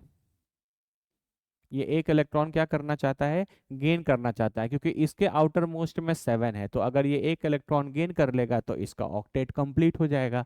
है ना, तो मान लो यहाँ आमने सामने Na और Cl आए, तो Na दौड़े दौड़े क्लोरीन के पास गया, है ना, या क्लोरीन दौड़े दौड़े Na के पास आया, है ना, ये गया इसके पास और इससे बोल रहा है कि सोडियम तुम अपना एक इलेक्ट्रॉन हमको दे दो, हमको बहुत जरूरत है, अगर तुम अपना एक इलेक्ट्रॉन हमको दे दोगे तो हम 7 से 8 हो जाएंगे। ठीक है, तो सोडियम सोचता है, अरे हमको भी तो एक ही इलेक्ट्रॉन लूज करना है, चलो हम अपना एक इलेक्ट्रॉन क्लोरीन को दे देते हैं। जैसे ही हम अपना एक इलेक्ट्रॉन इस क्लोरीन को दे देंगे तो हम भी स्टेबल हो जाएंगे, और क्लोरीन भी एक इलेक्ट्रॉन इसका ले लेगा तो वो भी स्टेबल हो जाएगा। तो सोडियम बहुत इजीली अपना एक इलेक्ट्रॉन इसको दे देगा, है ना। तो ये एक इलेक्ट्रॉन जब लूज करेगा तो ये 2,8 हो जाएगा, और जब ये एक इलेक्ट्रॉन गेन करेगा तो ये 2,8,8 हो जाएगा। ये भी स्टेबल हो गया और ये भी स्टेबल हो गया, है ना। तो आप बोलोगे कि इसने इलेक्ट्रॉन गेन किया, इसने इलेक्ट्रॉन लूज किया, तो इस बार गेन और लूज करके बॉन्ड बन गया। तो ऐसे केसेस में गेन और लूज होता है, जहां एक को लेकर फायदा हो और एक को देकर फायदा हो, दोनों स्टेबिलिटी अचीव करते हो, एक लेकर स्टेबल स्टेबल हो रहा है और एक दे करके स्टेबल हो रहा है, ये दे करके स्टेबल हो रहा है, ये ले करके स्टेबल हो रहा है। तो इस तरीके में जब दोनों में स्टेबिलिटी आती है, जब म्यूचुअल स्टेबिलिटी आती है, तो उसी केस में बाबू ये लेन देन का काम चलता है। जबकि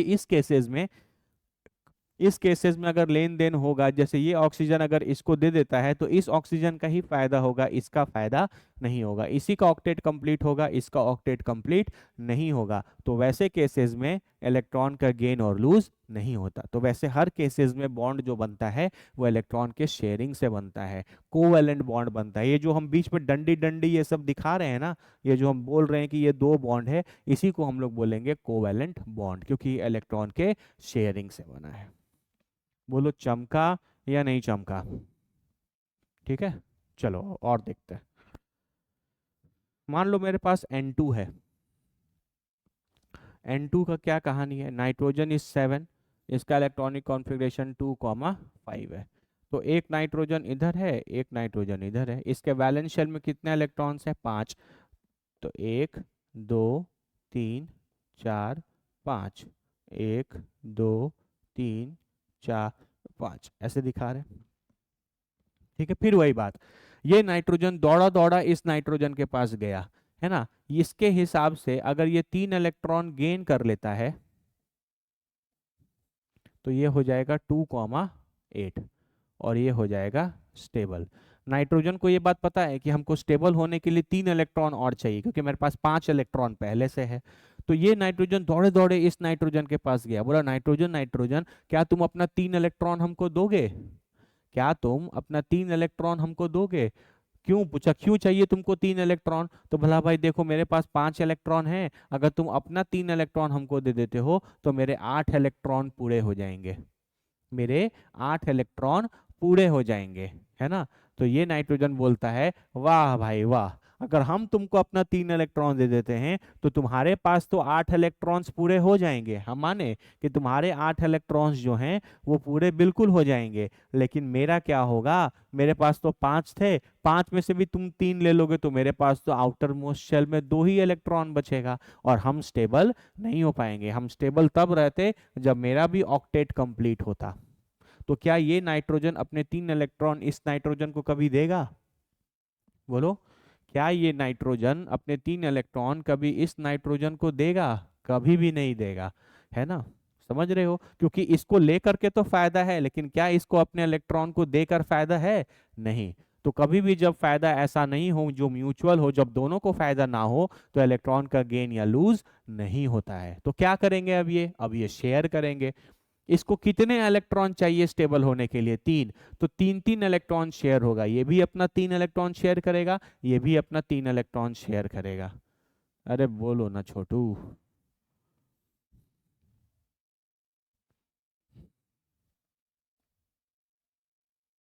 देखो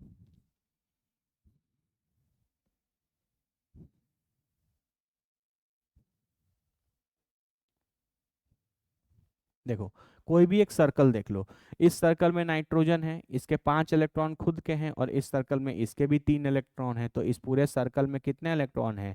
8 इलेक्ट्रॉन। इस सर्कल को देखो, इसमें इस ये नाइट्रोजन है और इसके पास इसके खुद के 5 हैं, और इस सर्कल में इस वाले नाइट्रोजन के भी 3 इलेक्ट्रॉन है, तो इसके पास भी 8 इलेक्ट्रॉन है। तो इस तरीके से शेयरिंग से, है ना, शेयरिंग से और आप कंप्लीट कर सकते हैं। ठीक है, तो यहाँ पे एक बॉन्ड, यहाँ पे एक बॉन्ड, और यहाँ पे एक बॉन्ड। तो यानी N2 जो है उसको आप N ट्रिपल बॉन्ड N लिख सकते हैं। यहाँ पे 3 कोवैलेंट बॉन्ड्स हैं। ठीक है, इसी को आप ट्रिपल बॉन्ड भी बोलते हैं, ट्रिपल बॉन्ड है ये, है ना। ऑक्सीजन के केस में यहाँ पे कितने बॉन्ड थे? 2 बॉन्ड थे, तो इसी को आप डबल बॉन्ड भी बोलते हैं।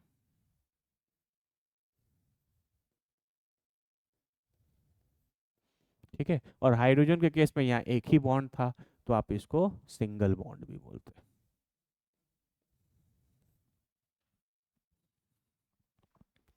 बोलो क्लियर हो रहा है कि नहीं, है ना। यहाँ पे एक बॉन्ड में टोटल इलेक्ट्रॉन्स, तो यहाँ टोटल कितने इलेक्ट्रॉन्स इन्वॉल्व है, 6 इलेक्ट्रॉन्स। क्योंकि एक बॉन्ड में 2 इलेक्ट्रॉन, तो 3 बॉन्ड में टोटल कितने इलेक्ट्रॉन, 6 इलेक्ट्रॉन्स। तो इस तरीके से आपको एक बेसिक आइडिया लग रहा है कि किस तरीके से एटम्स जो हैं, है ना, किस तरीके से एटम्स जो हैं वो इलेक्ट्रॉन को शेयर करके भी अपने आप को स्टेबल कर सकते हैं। आपको ये बात भी क्लियर हो रहा होगा कि कब ये अपने आप को शेयर करके स्टेबल करेंगे और कब अपने आप को शेयर करके स्टेबल नहीं करेंगे। जब दोनों तरफ से फायदा हो, हम दे रहे हैं तो भी फायदा है, तुम ले रहे हो तो भी फायदा है, तो ही इलेक्ट्रॉन का गेन और लूज होगा, जैसे Na और Cl के केस में हुआ था, है ना। बाकी इन केसेस में जहाँ किसी एक को ही फायदा हो, वहां पर इलेक्ट्रॉन का गेन या लूज नहीं होगा, वहां इलेक्ट्रॉन के शेयरिंग से ही बॉन्ड बनेगा और उस बॉन्ड को कोवेलेंट बॉन्ड बोलते हैं। एक बार अच्छे से देख लो, फिर कुछ और मॉलिक्यूल्स के बारे में स्टडी करेंगे।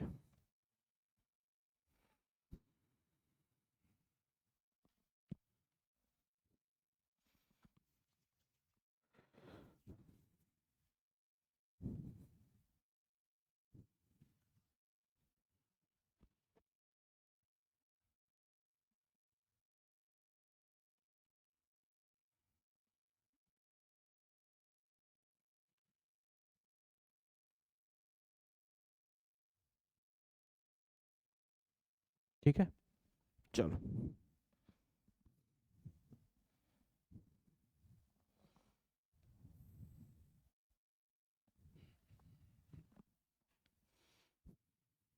क्लियर है। जैसे एक छोटा सा कंपाउंड बनाते हैं, वाटर, H2O बनाना है, ठीक है। तो H2O में आपको क्या क्या दिख रहा है, आपको एक ऑक्सीजन और 2 हाइड्रोजन दिख रहे हैं। तो एक ऑक्सीजन है भाई और 2 हाइड्रोजन है, ठीक है। एक ऑक्सीजन है और 2 क्या है, हाइड्रोजन है, ठीक है। ऑक्सीजन के पास टोटल कितने वैलेंस इलेक्ट्रॉन होते हैं, 6। अभी आप पीछे पढ़े थे, देखो 2,6 वैलेंस इलेक्ट्रॉन कितने हैं, 6। 1, 2, 3, 4, 5, 6, 6 इलेक्ट्रॉन हो गए। हाइड्रोजन के पास कितने इलेक्ट्रॉन होते हैं, एक ही इलेक्ट्रॉन है बैलेंस, है ना। चलो इसके इलेक्ट्रॉन को हम क्रॉस से दिखा देते हैं, क्योंकि अलग अलग एलिमेंट हैं इसलिए अलग अलग नोटेशन यूज करते हैं। मेरी बात क्लियर है। चलो, अब तुम हमको बताओ, अब तुम हमको बताओ कि इस ऑक्सीजन को कितने इलेक्ट्रॉन चाहिए स्टेबल होने के लिए, 8 इलेक्ट्रॉन। तो अभी इसके पास हैं कितने, 6। अगर वो इस हाइड्रोजन को बोलता है कि तुम अपना इलेक्ट्रॉन हमको दे दो, तो क्या ये हाइड्रोजन देगा, नहीं देगा। क्योंकि ये हाइड्रोजन अगर अपना एक इलेक्ट्रॉन इसको दे देता है तो इसके तो 7 हो जाएंगे और बढ़ जाएगा, लेकिन इसका जो एक इलेक्ट्रॉन था वो भी कम हो गया। सिमिलरली अगर वो इस हाइड्रोजन को बोलता है कि तुम भी अपना एक इलेक्ट्रॉन हमको दे दो, तो ये इलेक्ट्रॉन भी अगर उसको दे देता है तो इसके पास 6, एक इसका लेकर 8 हो जाएगा। लेकिन क्या इसका स्टेबिलिटी आएगा, नहीं आएगा। तो यहाँ पर भी इलेक्ट्रॉन के गेन और लूज करने से सबको फायदा नहीं है, तो यहाँ पर भी इलेक्ट्रॉन का क्या होगा, शेयरिंग होगा, ठीक है। अब हम आपको कुछ कुछ बात बताते हैं, देखो यहाँ पे ध्यान से। हाइड्रोजन कितने बॉन्ड बनाया था, एक। ऑक्सीजन कितने बॉन्ड बनाया था, 2। नाइट्रोजन कितने बॉन्ड बनाया है, 3। ये आप हमेशा याद रखना, ठीक है। हम यहाँ पे लिख देते हैं, इन नॉर्मल सिचुएशंस। तुम्हारे लिए इतना काफी है, ठीक है। बाकी तुम 11th में आना तो हम पढ़ाएंगे, ठीक है। अगर हाइड्रोजन है तो वो हमेशा एक बॉन्ड बनाएगा, ठीक है। अगर आपके पास ऑक्सीजन है तो वो 2 बॉन्ड बनाएगा, और अगर वो नाइट्रोजन है आपके पास तो 3 बॉन्ड बनाएगा, ठीक है। ये चीज तुम थोड़ा सा ध्यान रखना, ठीक है। तो ये हाइड्रोजन है, हाइड्रोजन कितने बॉन्ड बनाता है बोलो, एक बॉन्ड बनाता है, मतलब वो एक इलेक्ट्रॉन शेयर करेगा, ठीक है। तो किससे शेयर करेगा, ऑक्सीजन से शेयर करेगा, ये हो गया देखो शेयर, ठीक है। ये हाइड्रोजन भी एक बॉन्ड बनाएगा तो इसने भी शेयर किया, तो इन दोनों का क्या कंप्लीट हो गया बोलो, ये देखो इसका ड्यू,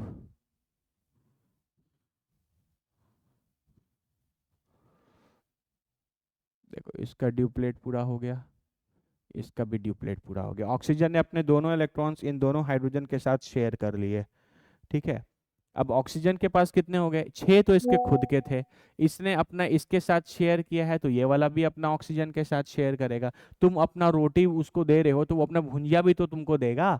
तो तुमने अपना रोटी इस हाइड्रोजन को दिया, तो ये भी अपना भुंजिया तुमको देगा। तो ये वाला जो क्रॉस वाला इलेक्ट्रॉन हाइड्रोजन का है, वो भी ऑक्सीजन के साथ शेयर होगा। तो टोटल कितने हो जाएंगे देखो।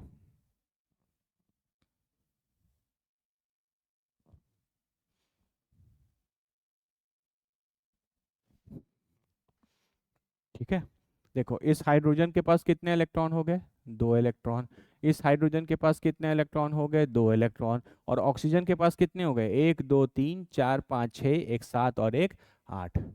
तो ऑक्सीजन का ऑक्टेट कंप्लीट हो गया, हाइड्रोजन के ड्यूप्लेट कंप्लीट हो गए, और ये मॉलिक्यूल स्टेबल हो गया। तो ये आप ऐसे लिख सकते हो, है ना। अगर आपको इसको ऐसे शॉर्ट में लिखना है तो O, फिर H, और फिर H। दिस इज योर जल ही जीवन है, वाटर, है ना। तो वाटर जो है वो किस टाइप का मॉलिक्यूल है, वो एक कोवैलेंट मॉलिक्यूल है। क्यों, क्योंकि वो कोवैलेंट बॉन्ड से बना है। क्यों, क्योंकि वो इलेक्ट्रॉन के शेयरिंग से बना है। ठीक है, जहां पे भी बाबू आपको हाइड्रोजन दिखे, आप फट से एक इलेक्ट्रॉन का शेयरिंग करा सकते हो। ऑक्सीजन देखो, ऑक्सीजन कितने बॉन्ड बनाता है, 2 बॉन्ड। तो देखो एक बॉन्ड इसने ये बनाया, और एक बॉन्ड इसने ये बनाया, तो टोटल ऑक्सीजन के कितने बॉन्ड हो गए देखो, 2 बॉन्ड्स हो गए। और इस हाइड्रोजन का भी एक बॉन्ड है, और इस हाइड्रोजन का भी एक बॉन्ड है, तो हाइड्रोजन कितने बॉन्ड बना रहा है, एक बॉन्ड बना रहा है। एकदम सीख जाना है बाबू, एकदम सीख जाना है ये सारी चीजें। बोलो क्लियर है, बोलो फंडामेंटली आपको कोई दिक्कत। चलो, एमोनिया, NH3।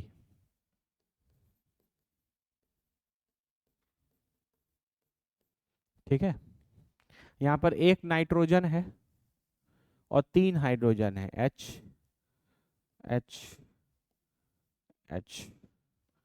है ना। ये तुम कैसे भी अरेंज कर लो, बस साफ सुथरा होना चाहिए, अच्छे से होना चाहिए, इसीलिए इस तरीके से अरेंज कर लो। ठीक है, एमोनिया। नाइट्रोजन के पास कितने वैलेंस इलेक्ट्रॉन होते हैं देखो, 2,5। इसके पास 5 इलेक्ट्रॉन्स हैं, 1 2 3 4 5, 5 इलेक्ट्रॉन्स हो गए। हाइड्रोजन के पास कितने कितने होते हैं, एक एक, 2 3, एक एक इलेक्ट्रॉन है, एक इसके पास, एक इसके पास, एक इसके पास। ठीक है, अब सोचो, नाइट्रोजन अगर इस हाइड्रोजन से इलेक्ट्रॉन मांगेगा तो देगा क्या, नहीं। अगर हाइड्रोजन अपना एक इलेक्ट्रॉन इसको दे देता है, तो इसके पास 5 से तो 6 हो जाएंगे, लेकिन ये बेचारा खत्म हो जाएगा। तो सिमिलरली कोई भी हाइड्रोजन अपना इलेक्ट्रॉन नाइट्रोजन को नहीं देगा, डोनेट नहीं करेगा, लूज नहीं करेगा। तो लूज नहीं करेगा तो गेन भी नहीं करेगा, क्योंकि गेन और लूज करने से सारे स्टेबल नहीं होंगे। तो क्या होगा, शेयरिंग। हाइड्रोजन कितना कितना इलेक्ट्रॉन शेयर करता है, एक बॉन्ड बनाता है तो एक इलेक्ट्रॉन शेयर करेगा। तो हाइड्रोजन अपना ये शेयर किया, देखो ये शेयर कर लिया, ये शेयर कर लिया, और ये शेयर कर लिया। तो अगर हम बात करें, तो इस हाइड्रोजन का कंप्लीट हो गया, इस हाइड्रोजन का भी कंप्लीट हो गया, और इस हाइड्रोजन का भी कंप्लीट हो गया। देखो इस हाइड्रोजन के पास कितने इलेक्ट्रॉन हो गए, एक क्रॉस खुद का, एक नाइट्रोजन से शेयर कर लिया, तो 2 2 इलेक्ट्रॉन सबके पूरे हो गए। नाइट्रोजन को चेक करो, 1 2 3 4 5, 5 आपको डॉट दिख रहे हैं, वो तो इसके खुद के इलेक्ट्रॉन्स हैं। और इसने अपना एक इलेक्ट्रॉन इस हाइड्रोजन के साथ शेयर किया है, इसने अपना रोटी उसको दिया है, तो उसका भुंजिया भी तो लेगा। तो ये क्रॉस वाला भी इलेक्ट्रॉन नाइट्रोजन को मिलेगा। शेयर करने का मतलब यही होता है ना।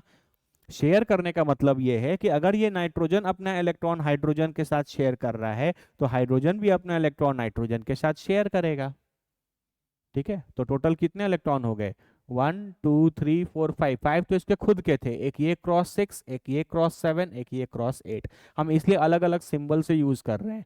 क्रॉस वाले जो इलेक्ट्रॉन्स हैं, क्रॉस वाले जो क्रॉस वाले जो सॉरी क्रॉस वाले जो इलेक्ट्रॉन्स हैं वो हाइड्रोजन के हैं, और डॉट वाले जो इलेक्ट्रॉन्स हैं वो नाइट्रोजन के हैं।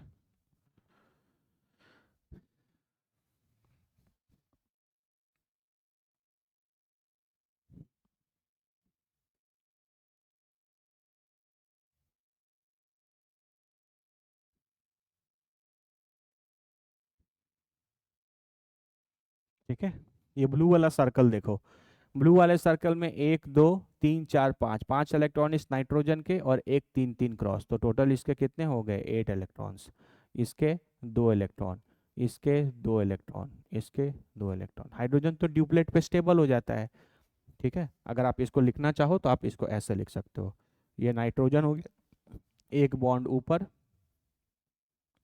एक बॉन्ड इधर, एक बॉन्ड इधर, और यहाँ पे 2 इलेक्ट्रॉन इसके ऐसे ही रह गए। देखो ये 2 इलेक्ट्रॉन किसी बॉन्ड में पार्टिसिपेट नहीं कर रहे, तो ये 2 इलेक्ट्रॉन ऐसे ही हो गए। ठीक है, देखो हर बॉन्ड में कितने इलेक्ट्रॉन है, दो, एक दो, इसमें भी दो, तीन चार, और इसमें भी दो, पाँच और छः। और ये 2 इलेक्ट्रॉन ऐसे हैं जो किसी बॉन्ड बनाने में पार्टिसिपेट नहीं कर रहे, तो ये आपका स्ट्रक्चर ऑफ एमोनिया है।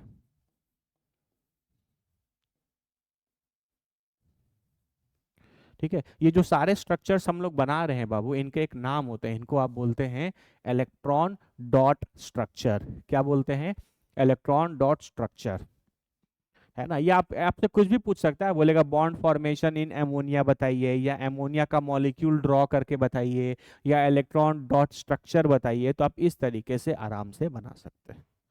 वो लोग क्लियर है या नहीं क्लियर है? ठीक है, चलो तुम हमको एक छोटा सा HCl बनाकर दिखाओ। HCl, सबको पता है HCl is hydrochloric acid. इसका स्ट्रक्चर बनाना है।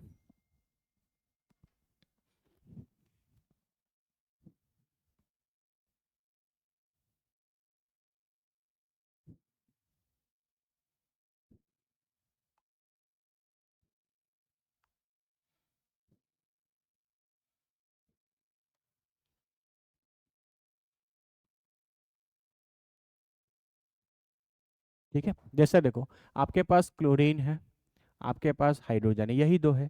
क्लोरीन के पास, हाइड्रोजन के पास तो एक ही इलेक्ट्रॉन होता है। क्लोरीन के पास कितने इलेक्ट्रॉन है, क्लोरीन का एटॉमिक नंबर कितना होता है, 17। तो 2 8 7, इसके वैलेंस इलेक्ट्रॉन कितने हैं, 7। तो एक, दो, तीन, चार, पाँच, छ, सात। ठीक है, अब क्लोरीन को क्या चाहिए, क्लोरीन को एक इलेक्ट्रॉन चाहिए, तो वो दौड़े दौड़े हाइड्रोजन के पास गया, बोला हाइड्रोजन तुम अपना एक इलेक्ट्रॉन हमको दे दो। तो अगर ये हाइड्रोजन बोला कि अगर हम अपना एक इलेक्ट्रॉन तुमको दे देते हैं तो तुम तो 7 से 8 हो जाओगे, लेकिन मेरे पास तो एक इलेक्ट्रॉन था, हाँ वो भी खत्म हो जाएगा। तो क्या इलेक्ट्रॉन के गेन या लूज करने से दोनों स्टेबल हो रहे हैं, नहीं। इसका मतलब इलेक्ट्रॉन गेन और लूज नहीं होगा, तो क्या होगा, शेयर होगा।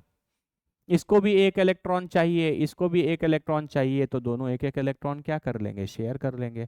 हाइड्रोजन तो वैसे भी एक ही बॉन्ड बनाता है हमेशा, तो एक ही इलेक्ट्रॉन का शेयरिंग होगा। बोलो हाँ या ना। तो देखो ये हो गया आपका हाइड्रोजन, और ये हो जाएगा आपका टोटल क्लोरीन, आमीन। ठीक है, इसका 2 इलेक्ट्रॉन कंप्लीट है, इसका 8 इलेक्ट्रॉन कंप्लीट। ठीक है,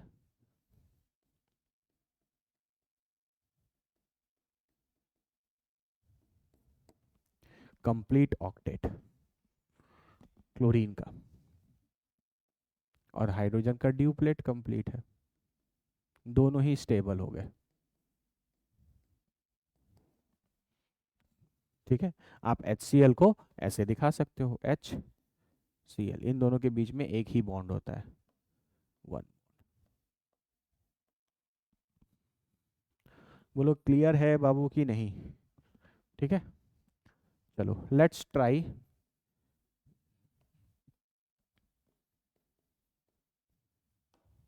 CH4, है ना। CH4 का नाम होता है मीथेन। ठीक है, हम ये सब चीज आपको सिखा देंगे आगे। ठीक है, CH4 का नाम होता है मीथेन। मीथेन को कैसे देखेंगे, कैसे करेंगे, मीथेन के बारे में बताओ।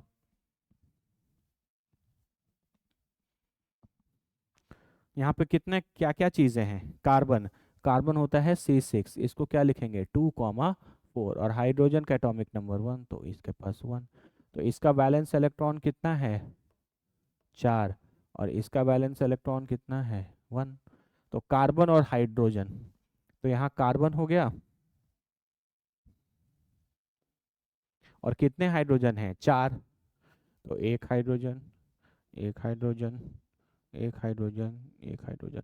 इनको टाइम बिंग के लिए बस तुम ऐसे लिखा करो कि थोड़ा सिमेट्रिक रहे ना, जैसे 4 है तो चारों 4 कॉर्नर पे लिख दिए इस तरीके से। कार्बन के वैलेंस इलेक्ट्रॉन कितने हैं 4, 1 2 3 4, और हाइड्रोजन के कितने हैं एक इस हाइड्रोजन का, एक इस हाइड्रोजन का, एक इस हाइड्रोजन का, एक इस हाइड्रोजन का। बताओ हाइड्रोजन कितने बॉन्ड बनाता है? हम्म? एक। तो वो एक इलेक्ट्रॉन शेयर करेगा, ये भी एक इलेक्ट्रॉन शेयर करेगा, ये हाइड्रोजन भी एक और ये हाइड्रोजन भी एक। तो सारे के क्या कंप्लीट हो गए? इसका ड्यूप्लेट कंप्लीट, इसका भी ड्यूप्लेट कंप्लीट, इसका भी ड्यूप्लेट कंप्लीट, और इसका भी ड्यूप्लेट कंप्लीट। कार्बन के देखो, कार्बन के एक दो चार, चार इलेक्ट्रॉन तो खुद के हैं, और इस कार्बन ने अपना ये इलेक्ट्रॉन इस हाइड्रोजन के साथ शेयर किया है, तो हाइड्रोजन वाला भी इलेक्ट्रॉन इस कार्बन का ही है। इसने अपना रोटी इसको दिया है, तो ये अपना भुंजिया भी इसको देगा। रोटी भुंजिया का कॉन्सेप्ट है बाबू। कैसा लगता है आप लोग को रोटी भुंजिया खाने में, थोड़ा हमको बताइए। अरे बता दो।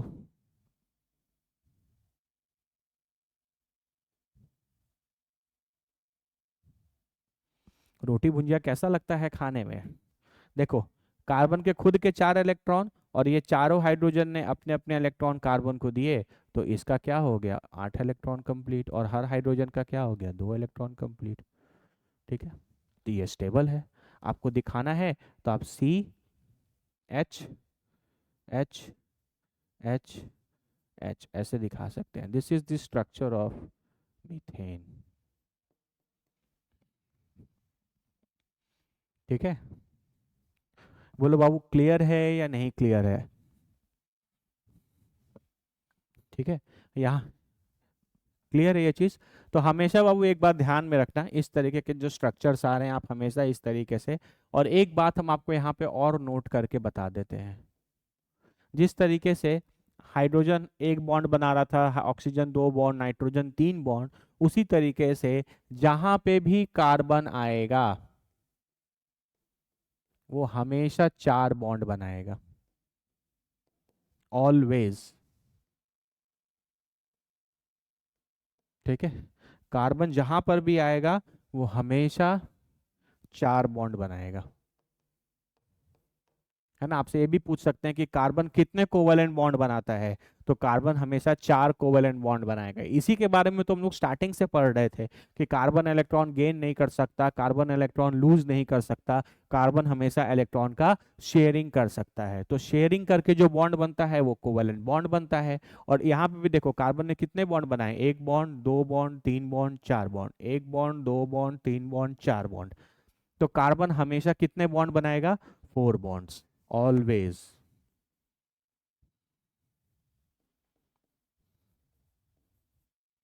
ठीक है,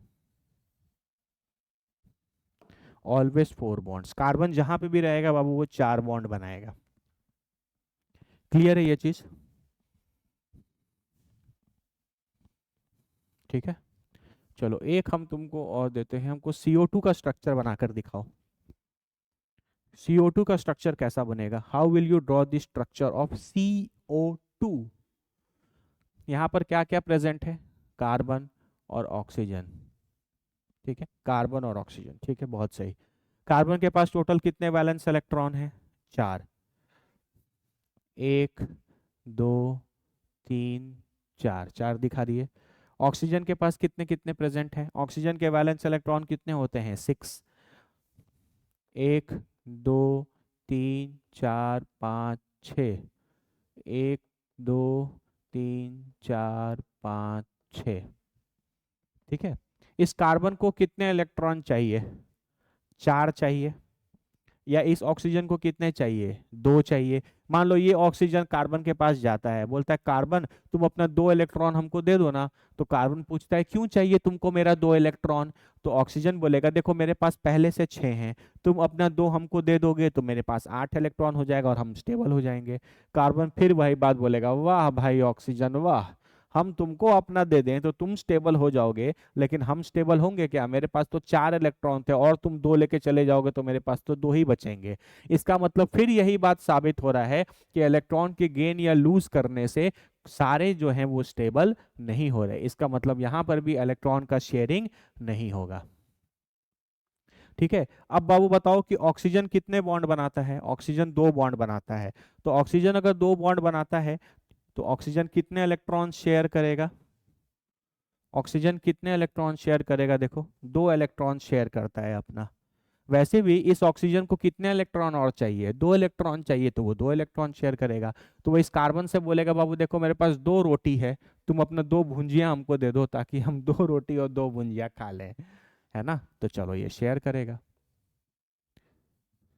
सिमिलरली ये वाला ऑक्सीजन को भी दो चाहिए, ये भी दो शेयर कर लेगा। और कार्बन कितने बॉन्ड बनाता है, चार। देखो एक दो तीन चार, इसने दो शेयर किए तो दो बॉन्ड इस तरफ से, इसने दो शेयर किए तो दो बॉन्ड इस तरफ से। तुमने ऑक्सीजन को सेटिस्फाई कराया तो कार्बन ऑटोमेटिकली सेटिस्फाई हो जा रहा है।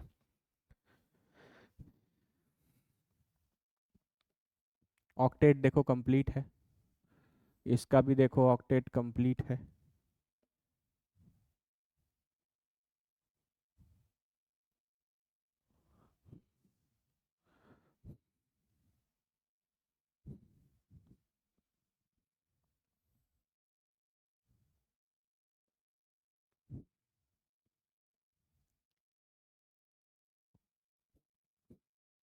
ठीक है, यहाँ देखो ऑक्सीजन को देखो, एक दो तीन चार पाँच छः, छः तो इसके खुद के थे, है ना। और दो इलेक्ट्रॉन इसने कार्बन वाले भी लिए, क्योंकि इसने अपने दो इलेक्ट्रॉन कार्बन के साथ शेयर किए हैं तो कार्बन के भी दो इलेक्ट्रॉन इसके साथ शेयर होंगे।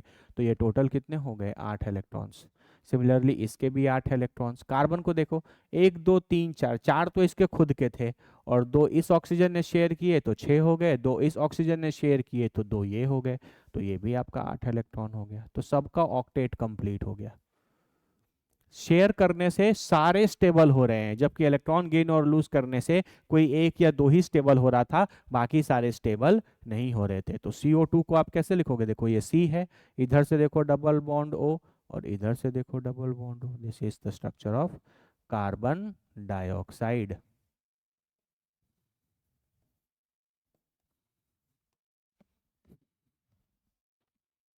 This is the structure of carbon dioxide. एकदम बेसिक लेवल से, अगर आपको कुछ भी नहीं आता है तो फटाफट बाबू देखो, अगर वन शॉट की तरह पढ़ाना होता तो हम आपको अभी तक ये पूरा चैप्टर खत्म कर देते, क्योंकि उस केस में क्या होता, हमको जो चीजें आती वो हम तुमको बताते, है ना। लेकिन मेरा मोटिव सिर्फ रिवाइज कराना नहीं है, रिवीजन तो कराना है ही, मैं आपको रिवीजन तो करा ही रहा हूँ। हर एक दो दिन में मैं आपका एक चैप्टर कंप्लीट कर दूंगा, इस बात की पूरी गारंटी है ना। एक दो दिन कर करके मैं आपके सारे चैप्टर्स जो साइंस के हैं, फिजिक्स के, केमिस्ट्री के, इवन बायो के भी कुछ चैप्टर्स होंगे तो उसको भी देख लेंगे। ठीक है, तो वहाँ पे सारी चीज़ें जो है मैं आपको कवर करा दूंगा, बस आप मेरे साथ बने रहिए। हर दिन एक वीडियो जाएगा, उसको अच्छे से देखिए और चीज़ों को देखो। अगर तुमको ये सारी चीज़ें में कंफर्टेबल हो तो तुम इसको 2x के स्पीड पर देख लो, है ना, 2x के स्पीड पर देख लो। और अगर थोड़ा सा भी प्रॉब्लम है कि क्या होता है, कुछ नहीं समझ में आता है, तो आपका सारा सॉल्यूशन इधर है। बोलो चमका कि नहीं चमका। अब पेपर, क्वेश्चन पेपर में क्या आएगा, इसमें क्या तुमको बनाना है, यही सारे आएंगे। Draw the structure of CO2 या draw the electron dot structure of CO2, water, ammonia, HCl, methane, यही सारी चीजें बाबू आएंगी। ठीक है, चलो अब हम लोग थोड़ा सा इसी को स्ट्रक्चर को ही आगे कंटिन्यू करते हैं, लेकिन थोड़ा सा हम लोग हाइड्रोकार्बन्स के बारे में पढ़ लेते हैं। हाइड्रोकार्बन क्या होता है, कितने तरीके के होते हैं, ताकि उनसे रिलेटेड भी सारे स्ट्रक्चर वाले पार्ट इसका आज ही यहीं पर कंप्लीट हो जाए। ठीक है।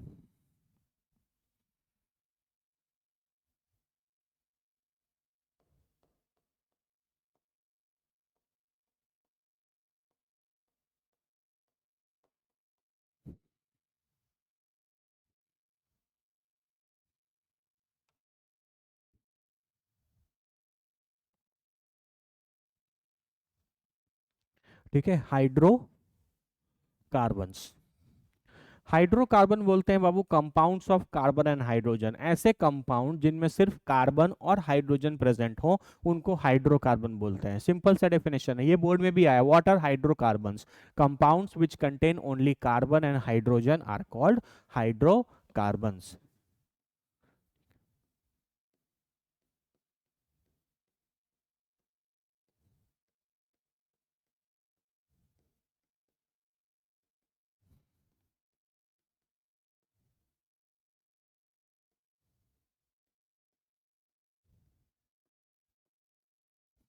Compounds which contain only carbon and hydrogen.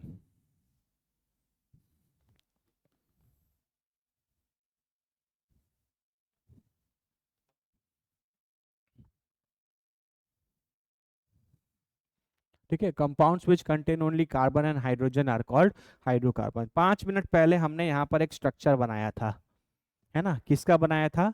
CH4 का बनाया था। तो CH4 अगर तुम इस कंपाउंड को देखो तो इसमें सिर्फ कार्बन और हाइड्रोजन प्रेजेंट है, तो ये क्या है? हाइड्रोकार्बन है ना? यहाँ पर क्या यहाँ पे देखो कंपाउंड है CO2। यहाँ कार्बन तो है लेकिन क्या हाइड्रोजन प्रेजेंट है? नहीं, तो हम इसको हाइड्रोकार्बन नहीं बोलेंगे क्योंकि इसमें ऑक्सीजन प्रेजेंट है। ऐसा कंपाउंड जिसमें सिर्फ कार्बन और हाइड्रोजन प्रेजेंट हो उनको आप हाइड्रोकार्बन्स बोलते हैं। ठीक है, हाइड्रोकार्बन को हम लोग मेनली 3 तरीके से क्लासिफाई करते हैं।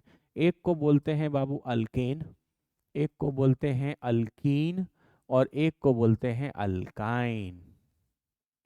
ठीक है, अल्केन, अल्कीन और अल्काइन।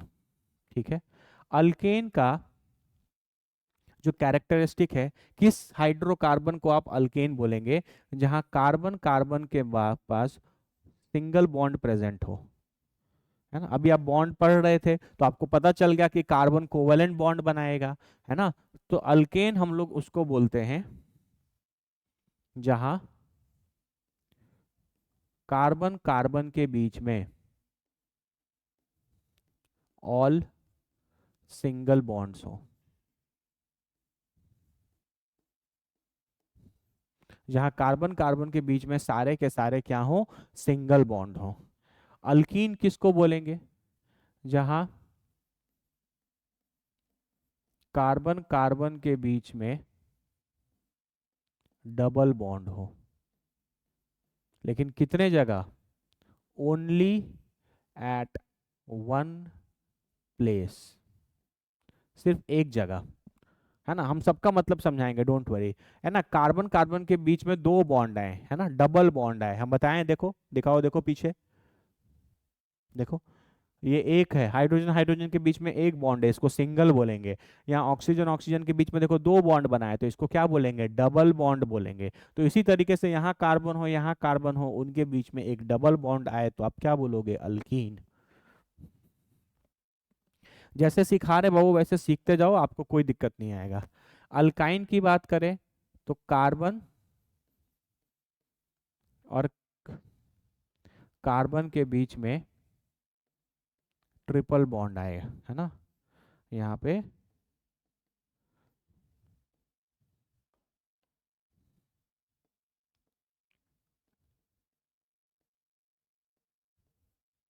ट्रिपल बॉन्ड आए। कहाँ पर? कितने जगह है? ओनली एट वन प्लेस, सिर्फ एक जगह। ऐसा नहीं कि जहां जहां कार्बन कार्बन है हर जगह ट्रिपल बॉन्ड लगाते चले, कहीं भी एक जगह लगाना है ना? इसका मतलब कार्बन सिंगल बॉन्ड कार्बन, इसका मतलब कार्बन डबल बॉन्ड कार्बन, और इसका मतलब कार्बन ट्रिपल बॉन्ड कार्बन। इसको बोलते हैं कार्बन कार्बन के बीच में सिंगल बॉन्ड, इसको बोलते हैं कार्बन कार्बन के बीच में डबल बॉन्ड, और इसको बोलते हैं कार्बन कार्बन के बीच में ट्रिपल बॉन्ड। बोलो, क्लियर है ये चीज? पक्का? ओके, ठीक है। यहीं पर आप एक चीज जान लो, है ना, यहीं पर आप एक चीज जान लो। बॉन्ड जब आप बोल रहे हो कोवैलेंट बॉन्ड, ज्यादा तो अभी नहीं बताएंगे, हल्का फुल्का बताएंगे, बाकी चीजें 11th में आएंगी। ठीक है, कोवैलेंट बॉन्ड। कोवैलेंट बॉन्ड को अगर हमको क्लासिफाई करना हो बाबू, तो हम एक और तरीके से कर सकते हैं, बस तुम हल्का फुल्का सब बस जान लो जो बता रहे हैं वो। ठीक है, एक को बोलते हैं सिग्मा बॉन्ड और एक को बोलते हैं पाई बॉन्ड। बस, कोवेलेंट बॉन्ड दो तरीके के होते हैं, एक सिग्मा बॉन्ड मान लो और एक पाई बॉन्ड मान लो। यहाँ पे आओ, जब कभी भी आपके पास दो एटम के बीच में एक बॉन्ड प्रेजेंट हो, कोई भी दो एटम के बीच में एक बॉन्ड प्रेजेंट हो, यहाँ कार्बन कार्बन के बीच में एक ही बॉन्ड प्रेजेंट है, ठीक है, तो ये बॉन्ड हमेशा सिग्मा बॉन्ड होगा। ठीक है, सिग्मा, और ये पाई बॉन्ड। ठीक है, if one bond is present between two atoms, if one bond is present between two atoms, वो हमेशा होगा सिग्मा बॉन्ड। है ना, अभी तक के लिए आपके नॉलेज के हिसाब से जितने केमिस्ट्री आप पढ़ रहे हैं उसके हिसाब से ये कॉन्सेप्ट आप बिल्कुल लगा सकते हैं। अगर दो एटम के बीच में एक बॉन्ड प्रेजेंट है तो वो सिग्मा है। ठीक है, if more than one bond is present between atoms,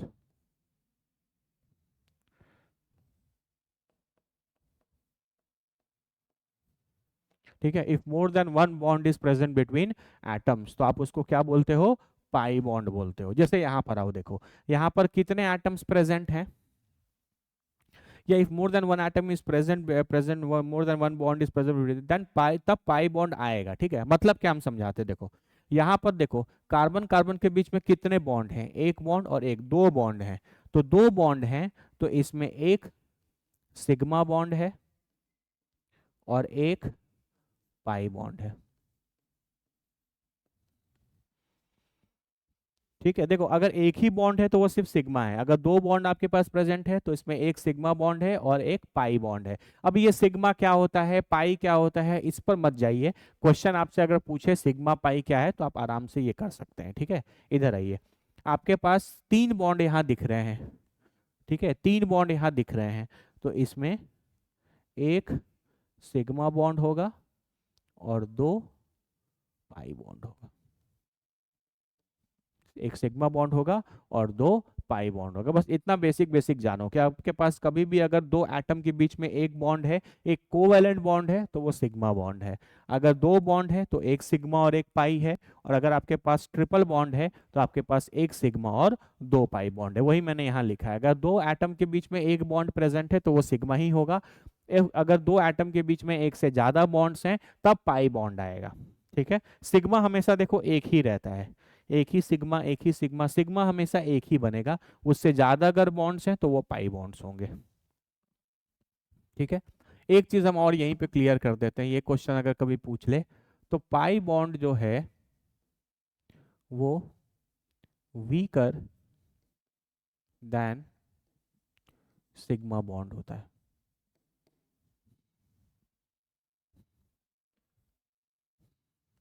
important,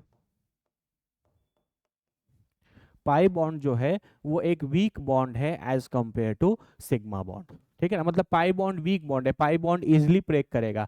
याद करो पिछले बार मैंने आपको एक रिएक्शन पढ़ाया था जिसका नाम था एडिशन रिएक्शन, और मैंने आपको बताया था कि एडिशन में बॉन्ड तोड़ो हाइड्रोजन जोड़ो, बताया था ना, बॉन्ड तोड़ो हाइड्रोजन जोड़ो, तो वहां पे कौन सा बॉन्ड तोड़ते थे, जो वीक बॉन्ड होता था वो तोड़ते थे, पाई बॉन्ड को तोड़ते थे, है ना, इसीलिए अल्कीन वो रिएक्शन शो करता था क्योंकि अल्कीन के पास वीक पाई बॉन्ड प्रेजेंट है। देखो, है ना, अल्कीन जो था वो आपका एडिशन रिएक्शन शो कर रहा था। क्यों शो कर रहा था एडिशन रिएक्शन, क्योंकि उसके पास पाई बॉन्ड प्रेजेंट है ना, अल्कीन एडिशन रिएक्शन शो कर रहा था क्योंकि उसके पास पाई बॉन्ड प्रेजेंट था, और पाई बॉन्ड कैसा बॉन्ड था, वीक वीक बॉन्ड। तभी तो आप बोलते थे बॉन्ड तोड़ो हाइड्रोजन जोड़ो, बॉन्ड तोड़ो हाइड्रोजन जोड़ो, बॉन्ड तोड़ो हाइड्रोजन जोड़ो, बॉन्ड को तोड़ तोड़कर हाइड्रोजन को जोड़ते जाते थे, आपका एडिशन रिएक्शन आ जाता था। ये फंडामेंटल चीजें क्लियर हुई क्या? है ना। अभी बाबू बहुत डिटेल में जाने की जरूरत नहीं है कि सिग्मा क्या है, पाई क्या है, क्यों पाई वीक होता है, ये सारी चीजें आपके लेवल पर नहीं है। लेकिन क्योंकि कुछ चीजों को समझने के लिए आपको जरूरत पड़ता है, या आपसे कभी ये कॉन्सेप्ट पूछा भी जा सकता है कि बताइए अल्कीन में कितने सिग्मा बॉन्ड कितने पाई बॉन्ड होते हैं, है ना, ये चीज। इवन यहाँ पर भी ये सारी चीजें पीछे भी एप्लीकेबल है। देखो यहाँ CO2 का मॉलिक्यूल देखो, है ना। तो अगर आप कार्बन और ऑक्सीजन इन दोनों को बीच में देखो तो कितने बॉन्ड है, डबल बॉन्ड है, दो बॉन्ड है इनके बीच में। तो इसमें भी एक सिग्मा और एक पाई प्रेजेंट है। यहाँ पे भी एक सिग्मा और एक पाई प्रेजेंट है। पीछे आ जाओ, मीथेन देखो, यहाँ पे कोई भी दो एटम पकड़ लो, कार्बन हाइड्रोजन, कार्बन हाइड्रोजन के बीच में एक बॉन्ड है, ये सिग्मा है। कार्बन हाइड्रोजन के बीच में एक बॉन्ड है, ये सिग्मा है। इनके बीच में भी एक बॉन्ड है, ये सिग्मा है। इनके बीच में भी एक बॉन्ड है, ये सिग्मा है। तो अगर किसी भी दो एटम के बीच में एक बॉन्ड प्रेजेंट है तो वो सिग्मा है। एक से ज्यादा बॉन्ड्स अगर दो एटम के बीच में प्रेजेंट है तभी पाई बॉन्ड आएगा बाबू, ठीक है। पीछे आ जाओ, देखो ये देखो, नाइट्रोजन को देख लो, N2 को देख लो, इन दो एटम के बीच में कितने बॉन्ड प्रेजेंट है, तीन बॉन्ड प्रेजेंट है, ट्रिपल बॉन्ड है ये।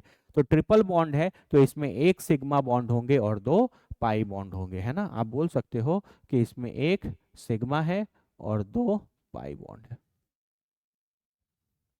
इस तरीके का एनालिसिस आप आराम से कर सकते हैं। बोलो क्लियर है ये चीज, ठीक है। चलो, अल्केन का एक जनरलाइज्ड फॉर्मूला होता है CnH2n+2, है ना। ये सब चीजें बहुत इंपॉर्टेंट है, ये डायरेक्ट भी पूछ लेते हैं कि अल्केन का जनरलाइज्ड फॉर्मूला क्या है। CnH2n+2 जनरलाइज्ड, इसको हम लोग बोलते हैं जनरलाइज्ड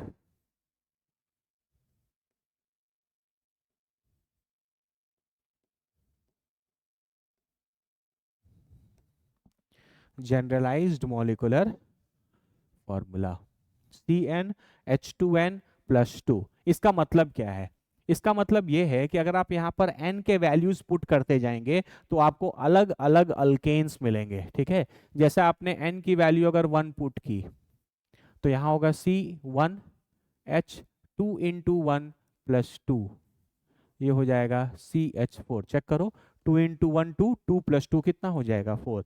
CH4 आपका क्या है, ये आपका सबसे छोटा अल्केन है। एन की वैल्यू इन केसेस में 1 से चालू होगी, 1 2 3 सो ऑन, ऐसे बढ़ता जाएगा, है ना। तो ये आप सब बोल सकते हो कि ये सबसे स्मॉलेस्ट अल्केन है। क्या है, स्मॉलेस्ट अल्केन है, ठीक है। स्मॉलेस्ट अल्केन है। और आपको कैसे पता चला स्मॉलेस्ट अल्केन है, क्योंकि यहाँ एन की वैल्यू सबसे छोटी वाली पुट की गई है। एन की वैल्यू 1 से ही चालू होगा और 1 सबसे छोटा होगा, तो इसीलिए ये। दूसरा कोई पूछे n = 2 पूछे तो आप क्या बोलोगे, सी पुट करो, n का वैल्यू 2 इसमें पुट करो तो ये हो जाएगा C2H2 × 2 तो ये हो जाएगा C2H6। फिर n = 3 पुट करोगे तो C3 2 × 3 + 2 C3H8। n = 4 पुट करोगे तो C4H2 × 4 + 2 ये हो जाएगा C4H10।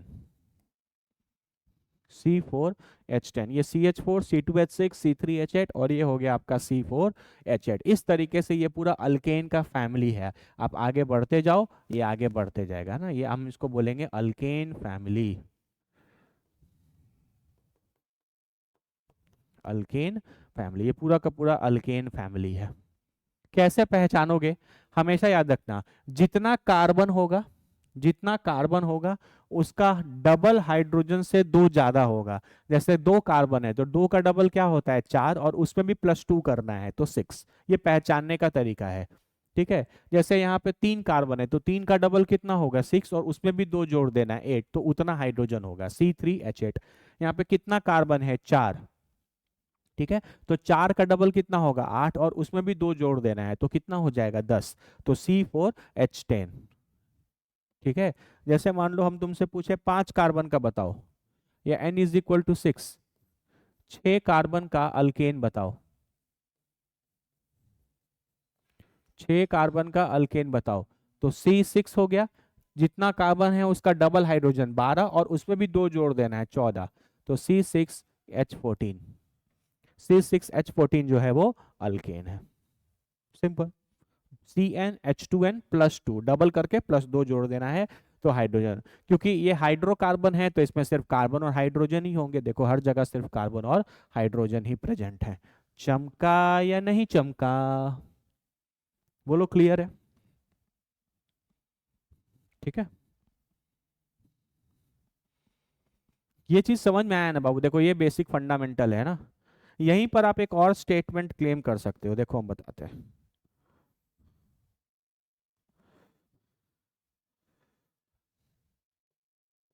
हाइड्रोकार्बन को आप एक और क्लासिफिकेशन कर सकते हो, सब चीजें सीखते चलो, सब आसान है।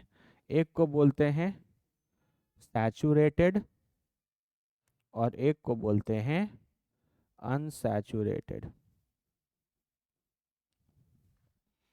ठीक है, याद रखना, सुनो, जिसके पास पाई बॉन्ड है, जिसके पास पाई बॉन्ड है वो अनसैचुरेटेड है। ठीक है, अनसैचुरेटेड कौन होता है?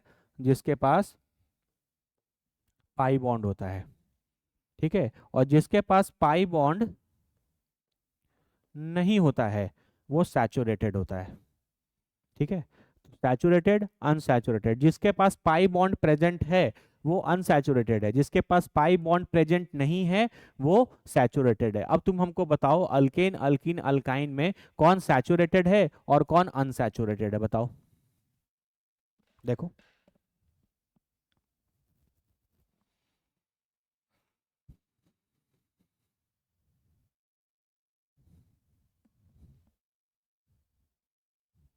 अल्केन में सिर्फ सिग्मा बॉन्ड प्रेजेंट है, जबकि अल्कीन और अल्काइन में पाई बॉन्ड प्रेजेंट है, इसमें एक पाई बॉन्ड होता है, इसमें दो पाई बॉन्ड होता है। तो अनसैचुरेटेड के कैटेगरी में कौन चला गया? Alkyne and alkyne. अल्कीन और अल्काइन आपका क्या हो गया? Unsaturated hydrocarbon. और सैचुरेटेड के केस में कौन चला गया? अल्केन। वेरी इंपॉर्टेंट ये भी।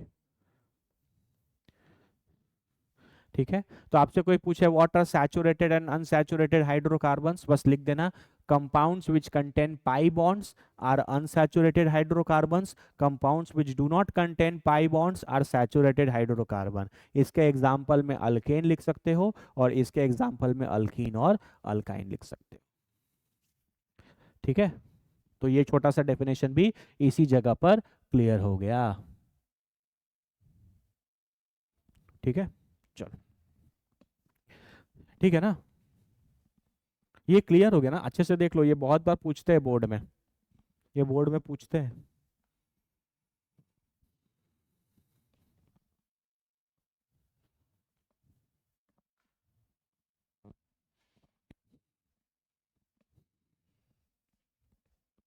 अभी तक बाबू अगर आप पहला वाला वीडियो नहीं देखे हैं ना, अभी तक अगर आप पहला वाला वीडियो नहीं देखे हैं तो उसको देख लो, वो बहुत अच्छा वीडियो है, बहुत इंपॉर्टेंट, उसमें सारे रिएक्शंस बताए गए, A to Z सारी बातें बताई गई हैं। अगर आप उस वीडियो को देख लेते हैं तो आपको कभी भी कोई दिक्कत नहीं हो। इस पार्ट से क्वेश्चन आए चाहे नहीं आए, लेकिन वो रिएक्शन वाले पार्ट से क्वेश्चन 100% आएगा, इसीलिए हम तुमको सबसे पहले वही टॉपिक कराए जो बहुत इंपॉर्टेंट है। ठीक है, अरे बोलो ना छोटू, क्लियर है क्या? चलो आगे बढ़ते हैं। ठीक है, तो ये आपका अल्केन हो गया, अल्केन का फॉर्मूला भी आपको पता चल गया। आज के बाद हम आपको कोई कंपाउंड दें तो आप पहचान भी जाओगे कि वो अल्केन है कि नहीं। याद रखना, जितना कार्बन है उसका डबल हाइड्रोजन और उसमें 2 जोड़ देना। जैसे यहाँ 6 कार्बन था तो 6 का डबल 12 हुआ और उसमें +2 ऐड कर देंगे तो 14, C6H14। अगर इस जनरल फॉर्मूले को कोई हाइड्रोकार्बन सेटिस्फाई करता है तो वो 100% बाबू अल्केन है। अब बात आता है कि स्ट्रक्चर कैसे बनाया जाएगा इनका। स्ट्रक्चर तो पीछे बनाकर आए हैं, इतने सारे स्ट्रक्चर्स बना रहे थे, अब हम तुमको इनके स्ट्रक्चर्स बनाने का बहुत इजी तरीका सिखा देते हैं। ठीक है, तुमको करना क्या है ध्यान से देखो। जैसे फॉर एग्जांपल तुमको C2H6 का स्ट्रक्चर बनाना है। किसका बनाना है? C2H6 का। ठीक है, दो बातें आप याद रखोगे हमेशा कभी भी। कार्बन हमेशा कितने बॉन्ड बनाएगा? 4 बॉन्ड। हाइड्रोजन कितने बॉन्ड बनाएगा? 1 बॉन्ड। ठीक है, ऑलवेज। ठीक है, C2H6 इसका स्ट्रक्चर बनाना है तो तुम एक काम करना, 2 कार्बन रख देना। 2 कार्बन रख दिया। अच्छा, सबसे पहले ये देख के पहचान लो ये है क्या। तो जनरलाइज फॉर्मूला से पता चल जाएगा कि ये अल्केन है। और मैंने आपको बताया है कि अल्केन के बीच में, कार्बन कार्बन के बीच में सिंगल बॉन्ड प्रेजेंट रहता है, सिंगल बॉन्ड। ठीक है, तो यहाँ इनके इनके बीच में सिंगल बॉन्ड होगा। बोलो, बस इतना तुमको ध्यान रखना है। जिसका स्ट्रक्चर बनाना है उसको पहचान लेना कि वो अल्केन है कि अल्कीन है कि अल्काइन है। इस फॉर्मूले को देखते अंधा भी टटोल के बता देगा कि ये अल्केन है। ठीक है, इसका मतलब कार्बन कार्बन के बीच में सिंगल बॉन्ड ही प्रेजेंट होगा। चमका या नहीं चमका? चलो, अब तुमको क्या करना है? अब तुमको हाइड्रोजन लगाने हैं। 2 कार्बन तो हो गए, 6 हाइड्रोजन है। अच्छा, बस अब इतना बताओ, कार्बन कितने बॉन्ड बनाता है? कार्बन 4 बॉन्ड बनाता है। तो इस कार्बन ने कितने बॉन्ड बनाए? इस कार्बन ने अभी 1 बॉन्ड बनाया है। ये जो 1 बॉन्ड इन दोनों के बीच में बना है वो दोनों ही कार्बन के हैं। वो इस कार्बन का भी 1 बॉन्ड है और वो इस कार्बन का भी 1 बॉन्ड है, क्योंकि ये बॉन्ड इलेक्ट्रॉन के शेयरिंग से बना है। रोटी भी इसका है, भुंजिया भी इसका है, ये दोनों आपस में शेयर करके बॉन्ड बनाए हैं। तो ये जो 1 बॉन्ड बना है ये दोनों ही कार्बन का है। इस कार्बन ने कितने बॉन्ड बना चुके? 1 बॉन्ड बना चुका। कितना बॉन्ड बचा? 3 बचा। जितने बॉन्ड बचेंगे उतने हाइड्रोजन लगा देना। ठीक है, देखो, 1 bond hydrogen, 2 bond hydrogen, 3 bond hydrogen. देखो, हाइड्रोजन एक एक बॉन्ड बनाता है, मैंने लगा दिया। इस कार्बन के कितने बॉन्ड बने हुए हैं? एक। कितने बचे हैं? 3। जितने बॉन्ड बचे हैं उतने हाइड्रोजन लगा देना। This is the structure of C2H6। This is the structure of C2H6। जैसे सिखा रहे हैं वैसे सीखो, एकदम बिंदास, कोई दिक्कत नहीं है।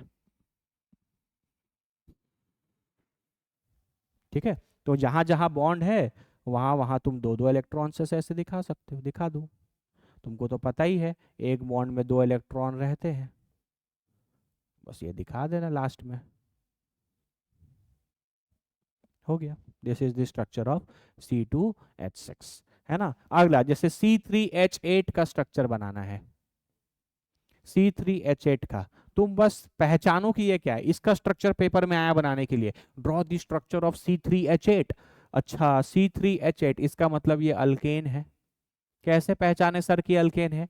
जितना कार्बन है उसका डबल करेंगे तो 3 का डबल करेंगे तो 6, और उसमें भी +2 ऐड करेंगे तो 8। मतलब अल्केन के जनरल फॉर्मूला को ये कंपाउंड सेटिस्फाई कर रहा है। इसका मतलब ये अल्केन है। मानते हो? कितने कार्बन है? 3। 1 कार्बन, 2 कार्बन, 3 कार्बन। अच्छा अच्छा सर, ये अल्केन है। अल्केन है इसका मतलब कार्बन कार्बन के बीच में हमेशा सिंगल बॉन्ड प्रेजेंट रहेगा। All single bonds between carbon and carbon, carbon carbon के बीच में सिंगल बॉन्ड रहेगा। इसका मतलब इस कार्बन के बीच में भी सिंगल बॉन्ड और इस कार्बन के बीच में भी सिंगल बॉन्ड। ठीक है, अब बस अब हाइड्रोजन लगाना है।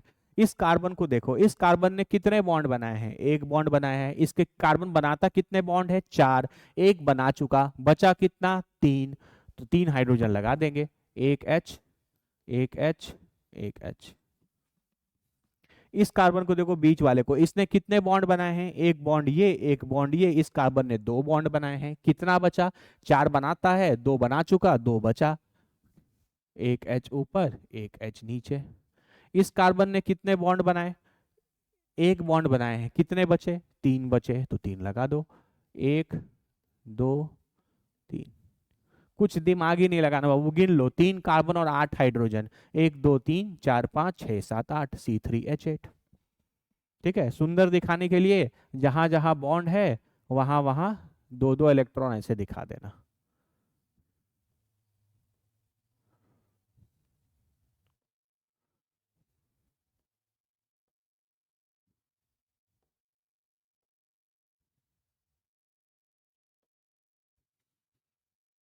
ठीक है। मान लो तुमको ये बनाना है C5H12। कैसे पता, पहले पहचानो कि अल्केन है कि अल्काइन है। 5 का डबल 10, उसमें भी 2 ऐड किया गया है, मतलब ये अल्केन है। कितने कार्बन है? 5 कार्बन है। 5 कार्बन ड्रॉ करो, 1 2 3 4 5। अब अल्केन है तो सब कार्बन के बीच में कैसा बॉन्ड होगा? Single bond. 1 2 3 4, हर कार्बन के बीच में सिंगल बॉन्ड। चलो, इस कार्बन ने कितने बॉन्ड बनाए? इस कार्बन ने एक बॉन्ड बनाया है। कितने बॉन्ड बचे? 3 बॉन्ड, तो 3 हाइड्रोजन जोड़ देंगे। 1 2 3। इस कार्बन ने कितने बॉन्ड बनाए? 2, एक इधर से एक इधर से, तो 2 बनाए हैं तो 2 बचे, तो 2 हाइड्रोजन जोड़ देंगे।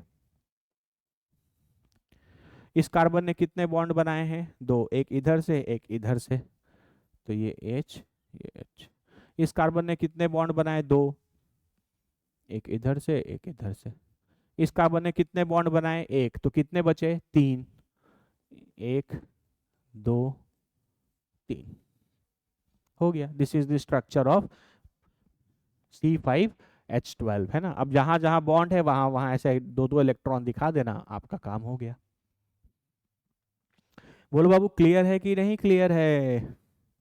अब हम तुमको और बताते हैं। तुम जब बुक वगैरह पढ़ रहे थे या जब हम लोग रिएक्शंस कर रहे थे तो हम लोग कैसे लिखते थे? देखो बताओ, इस कार्बन के पास क्या है? ये एक कार्बन और 3 हाइड्रोजन। एक कार्बन और 3 हाइड्रोजन को क्या लिखेंगे? CH3। इसको आप लिख सकते हो CH3। फिर बीच में एक बॉन्ड है और फिर C और 3 हाइड्रोजन, इसी को आप ऐसे लिखते हो CH3। ऐसे लिखते हैं ना हम लोग। जब रिएक्शंस कर रहे थे तो हम लोग कंपाउंड्स को ऐसे लिख रहे थे, वो बेसिकली यही चीज है। देखो, एक कार्बन और 3 हाइड्रोजन, इस पूरे के जगह CH3 लिखा गया, C और CH3 लिखा गया, बीच में इनके एक बॉन्ड है तो बॉन्ड दिखा दिए, खत्म। कार्बन और हाइड्रोजन के बॉन्ड को नहीं दिखाते, बाकी कार्बन कार्बन के बीच के बॉन्ड को दिखाते हैं। यहाँ पे देखो कैसे लिखोगे इसको, C और H3, तो ये हो गया CH3। फिर बीच में बॉन्ड है, बॉन्ड C और 2 हाइड्रोजन, तो CH2। फिर बीच में बॉन्ड है, फिर C और 3 हाइड्रोजन, CH3।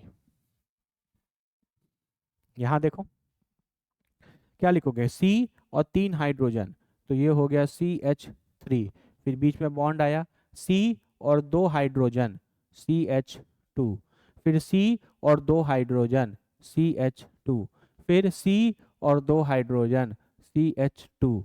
फिर C और 3 हाइड्रोजन, CH3। तो जो आप बुक में जो रिएक्शंस में हम लोग जो इस तरीके से लिखते हैं या इस तरीके से कोई कंपाउंड लिखा हो, उसका मतलब यही होता है। अच्छे से एक बार बाबू देख लो। हम थोड़ा वॉशरूम से आते हैं, वॉशरूम से आते हैं बाबू तो।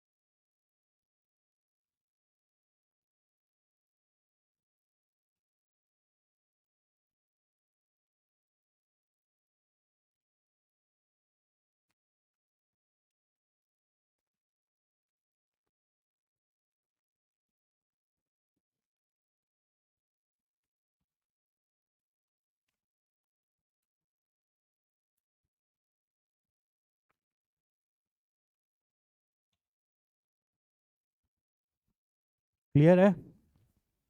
चलो, अब अगली बारी आती है अल्कीन की। अल्कीन का जो जनरल फॉर्मूला होता है वो होता है CnH2n। ये हो गए। जैसे स्ट्रक्चर्स कर रहे थे ना हम लोग, सॉरी, स्ट्रक्चर्स कर रहे थे, तो कोई भी अल्केन आएगा उसका स्ट्रक्चर आप ऐसे बना लेना। ठीक है, अल्कीन, अल्कीन इज CnH2n, ये इसका जनरलाइज्ड फॉर्मूला है। ध्यान से अगर तुम देखोगे तो जितने कार्बन हैं उसके डबल हाइड्रोजन है। ठीक है, यहाँ पर n की वैल्यू चालू होगी 2 से, 2 3 4 5 एंड सो ऑन। सिर्फ अल्केन ऐसा है जहां n की वैल्यू 1 से चालू होगी, बाकी अल्कीन में या अल्काइन में दोनों जगह वैल्यू 2 से ही स्टार्ट होगी। तो सबसे छोटा value n equal to 2 put करेंगे तो ये C2 और H2 इंटू 2, C2H4। सिंपल है, जितना कार्बन उसका double hydrogen, C3H6, n equal to 4 put करोगे, C4H8, 5 पुट करोगे, C5H10। सिंपल है, जितना कार्बन उसका डबल हाइड्रोजन तो अल्कीन। ठीक है, क्लियर है ये चीज। स्ट्रक्चर बनाना है, जैसे मान लो हमको स्ट्रक्चर बनाना है C3H6 का। किसका बनाना है? C3H6 का। कुछ नहीं करो, कितने कार्बन है? 1 2 3। अब इस फॉर्मूले को ध्यान से देखो, तुमको पता चलेगा कि ये एक अल्कीन है। क्या है? अल्कीन। अल्कीन में कार्बन कार्बन के बीच में डबल बॉन्ड रहता है। देखो, कार्बन कार्बन के बीच में डबल बॉन्ड रहेगा ओनली एट वन प्लेस, किसी भी एक जगह, किसी भी एक जगह तुमको कार्बन कार्बन के बीच में डबल बॉन्ड लगाना है। ठीक है, तो दो जगह है, या तो यहां लगा लो या यहां लगा लो, कहीं पर भी एक जगह लगाना है, हर जगह नहीं लगाना। ठीक है, तो मान लो हम यहाँ पे लगा लेते हैं डबल बॉन्ड, बाकी यहाँ पे सिंगल, बाकी हर जगह सिंगल रहेगा, एक जगह डबल रहेगा, बाकी हर जगह सिंगल रहेगा। खत्म, क्वेश्चन बन गया। अब आगे देखो, इस कार्बन ने कितने बॉन्ड बनाए हैं? एक बॉन्ड, कितने बचे? 3, H H H। इस वाले कार्बन ने कितने बॉन्ड बनाए? एक बॉन्ड इधर और दो बॉन्ड इधर, तो इस कार्बन ने टोटल 3 बॉन्ड बना लिए, बचा कितना? एक बॉन्ड, तो एक हाइड्रोजन। इस कार्बन ने कितने बॉन्ड बनाए हैं? 2 बॉन्ड बनाए हैं, बचे कितने? 2, एक हाइड्रोजन एक हाइड्रोजन। हो गया, गिन लो, 3 कार्बन, 1 2 3 4 5 6 हाइड्रोजन, C3H6। इसी को आप लिख सकते हो, देखो ये C और ये 2 हाइड्रोजन, तो लिखेंगे CH2, फिर बीच में डबल बॉन्ड, फिर C और H तो CH, फिर सिंगल बॉन्ड C और 3 हाइड्रोजन CH3।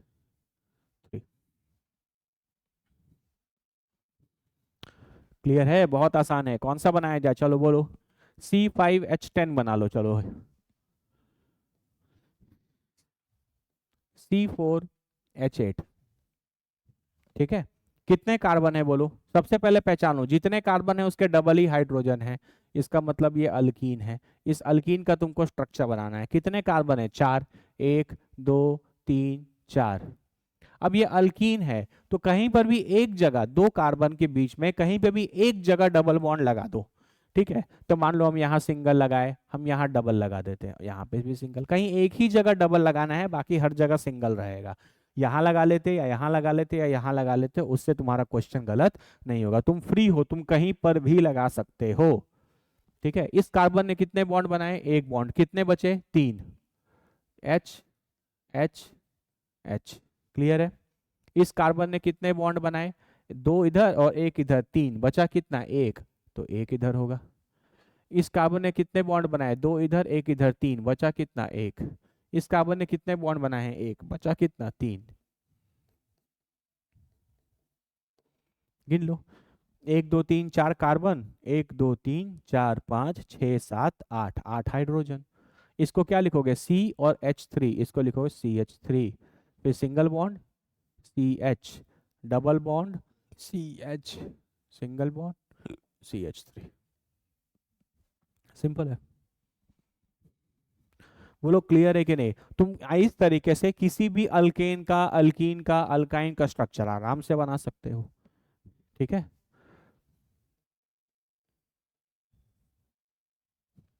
अल्काइन है। ठीक है, तो अल्काइन का जो जनरलाइज्ड फॉर्मूला होता है वो CnH2n-2 होता है ना? इसमें देखो, जितने कार्बन होंगे उसका डबल हाइड्रोजन, उसमें से 2 कम, जैसे अल्केन में +2 कर रहे थे, अल्काइन में -2 कर देंगे। ठीक है, इसमें भी n की वैल्यू चालू होगी 2 से ही, 2 3 4 एंड सो ऑन। ठीक है, अगर हम n की वैल्यू 2 पुट करते हैं ठीक है, तो यहाँ पे C2 होगा, फिर H2 इंटू 2 -2, तो ये हो जाएगा C2H2। चेक करो, 2 है, 2 का डबल कितना होता है 4, और 4 में से 2 सब्ट्रैक्ट करना है इस बार, तो 4 में से 2 सब्ट्रैक्ट होगा तो 2 बचेगा। n की वैल्यू 3 पुट करोगे, C3, 3 का डबल कितना 6, और 6 में 2 सब्ट्रैक्ट करना है तो 4, C3H4। n की वैल्यू 4 पुट करोगे, C4 है ना, 4 का डबल कितना 8, 8 में से 2 माइनस कर दो 6, तो C4H6। Similarly n is equal to 5 का बताओ, C5, 5 का डबल 10, 10 में से 2 माइनस कर देना है 8, C5H8। तो इस तरीके से मॉलिक्यूलर फॉर्मूला को देखकर आप पहचान जाओगे कि कंपाउंड अल्केन है कि अल्कीन है कि अल्काइन है, और इस तरीके के हाइड्रोकार्बन के स्ट्रक्चर्स बहुत इजीली बना सकते हो। ठीक है, जैसे मान लो हमको स्ट्रक्चर बनाना है C2H2 का, तो C2H2 ये होता है, C2H2 दिस स्ट्रक्चर C2H2 है ना, C2H2 ये स्ट्रक्चर है। क्लियर है? तो C2H2 की अगर हम बात करें तो कितने कार्बन है 2। अच्छा, साफ साफ पता चल रहा है कि ये अल्काइन है जनरलाइज्ड फॉर्मूले से। इसका मतलब कार्बन कार्बन के बीच में ट्रिपल बॉन्ड रहेगा, लेकिन एक ही जगह रहेगा, हर जगह नहीं रहेगा। तो यहाँ पर तो एक ही जगह ही है तो यहीं पर होगा, तो ये देखो ट्रिपल बॉन्ड हो गया। अब बताओ इस कार्बन ने कितने बॉन्ड बना चुके हैं 3, कितना बचा 1, तो 1 हाइड्रोजन हो गया। इस कार्बन ने कितने बॉन्ड बना चुके हैं 3, 1 बचा तो ये 1 हो गया। दिस इज C2H2 है ना। आप C और H को ऐसे लिख सकते हो, CH फिर बीच में ट्रिपल बॉन्ड और फिर ये CH, दिस इज C2H2। ठीक है, अब आपके पास जैसे कंपाउंड है C3 या C4H6, C4H6 का स्ट्रक्चर बनाना है, तो सबसे पहले देखो जितना कार्बन है उसका डबल हाइड्रोजन से 2 कम है, मतलब ये अल्काइन है। ये पहचानना बहुत जरूरी है ना, इसलिए मैंने जनरलाइज्ड फॉर्मूले हर के लिखे हैं।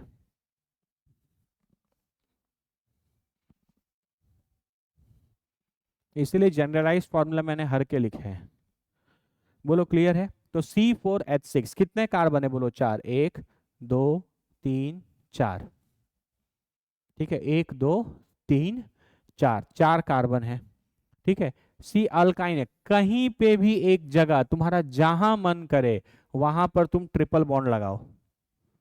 ठीक है, तो देखो तुम अगर यहाँ पे सिंगल बॉन्ड लगाते हो और यहाँ पे ट्रिपल बॉन्ड लगाते हो,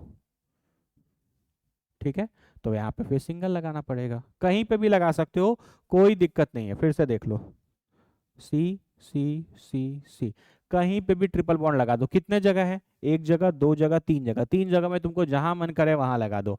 मान लो हम पहले सिंगल लगा दिए, फिर बीच में यहाँ ट्रिपल लगा दिए, फिर यहाँ सिंगल लगा, एक ही जगह लगाना है। चलो बताओ इस कार्बन के कितने हाइड्रोजन हो गए? एक, सॉरी, इस कार्बन के कितने बॉन्ड हो गए? एक, कितने बचे? 3, तो 3 हाइड्रोजन। इस कार्बन के कितने बॉन्ड हो गए? देखो तो 3 इधर और 1 इधर, 4 ऑलरेडी पूरे हैं, मतलब कोई हाइड्रोजन नहीं लगेगा। इस कार्बन के कितने बॉन्ड हो गए? 3 इधर और 1 इधर, 4 ऑलरेडी पूरे हो गए, एक भी हाइड्रोजन नहीं लगेगा। इस कार्बन के कितने बॉन्ड है? एक बचा, कितना? 3, 1 2 3। ठीक है, क्या लिखोगे? देखो CH3 single bond, C triple bond, C CH3। ठीक है, बाकी खुश होने के लिए जहां जहां बॉन्ड है वहां वहां इलेक्ट्रॉन ऐसे दिखा देना। एग्जामिनर भी खुश, तुम भी खुश, जिंदगी जिंगलाला हू। बाकी बस ऐसे सुंदर दिखाने के लिए जहां जहां बॉन्ड है हर बॉन्ड पे दो दो इलेक्ट्रॉन दिखा देना। That's it, this is the structure of C4H6। इस तरीके से आप किसी भी हाइड्रोकार्बन का स्ट्रक्चर आराम से ड्रॉ कर सकते हैं,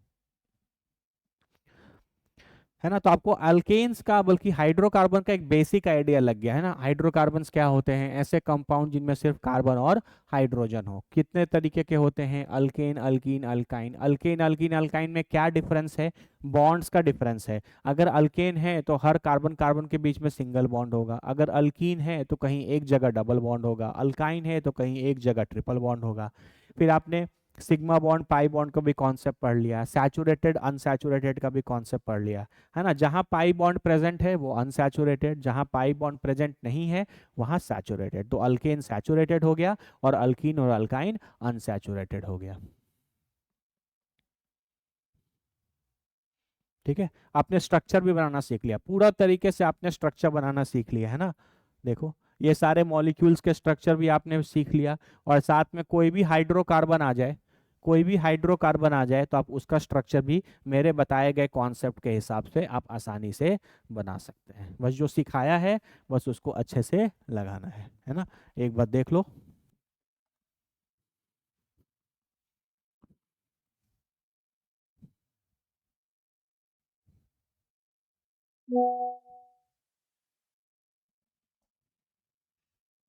देख लो बाबू एक बार इसको।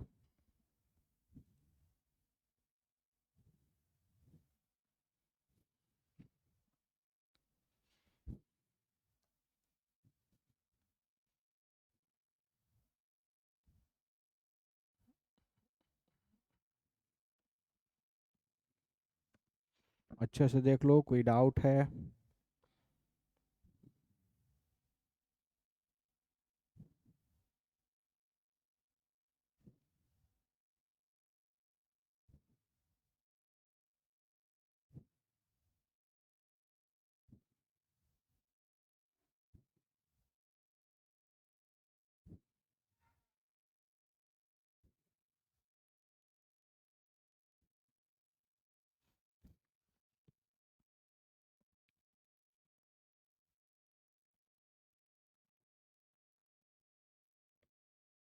ठीक है, चलो।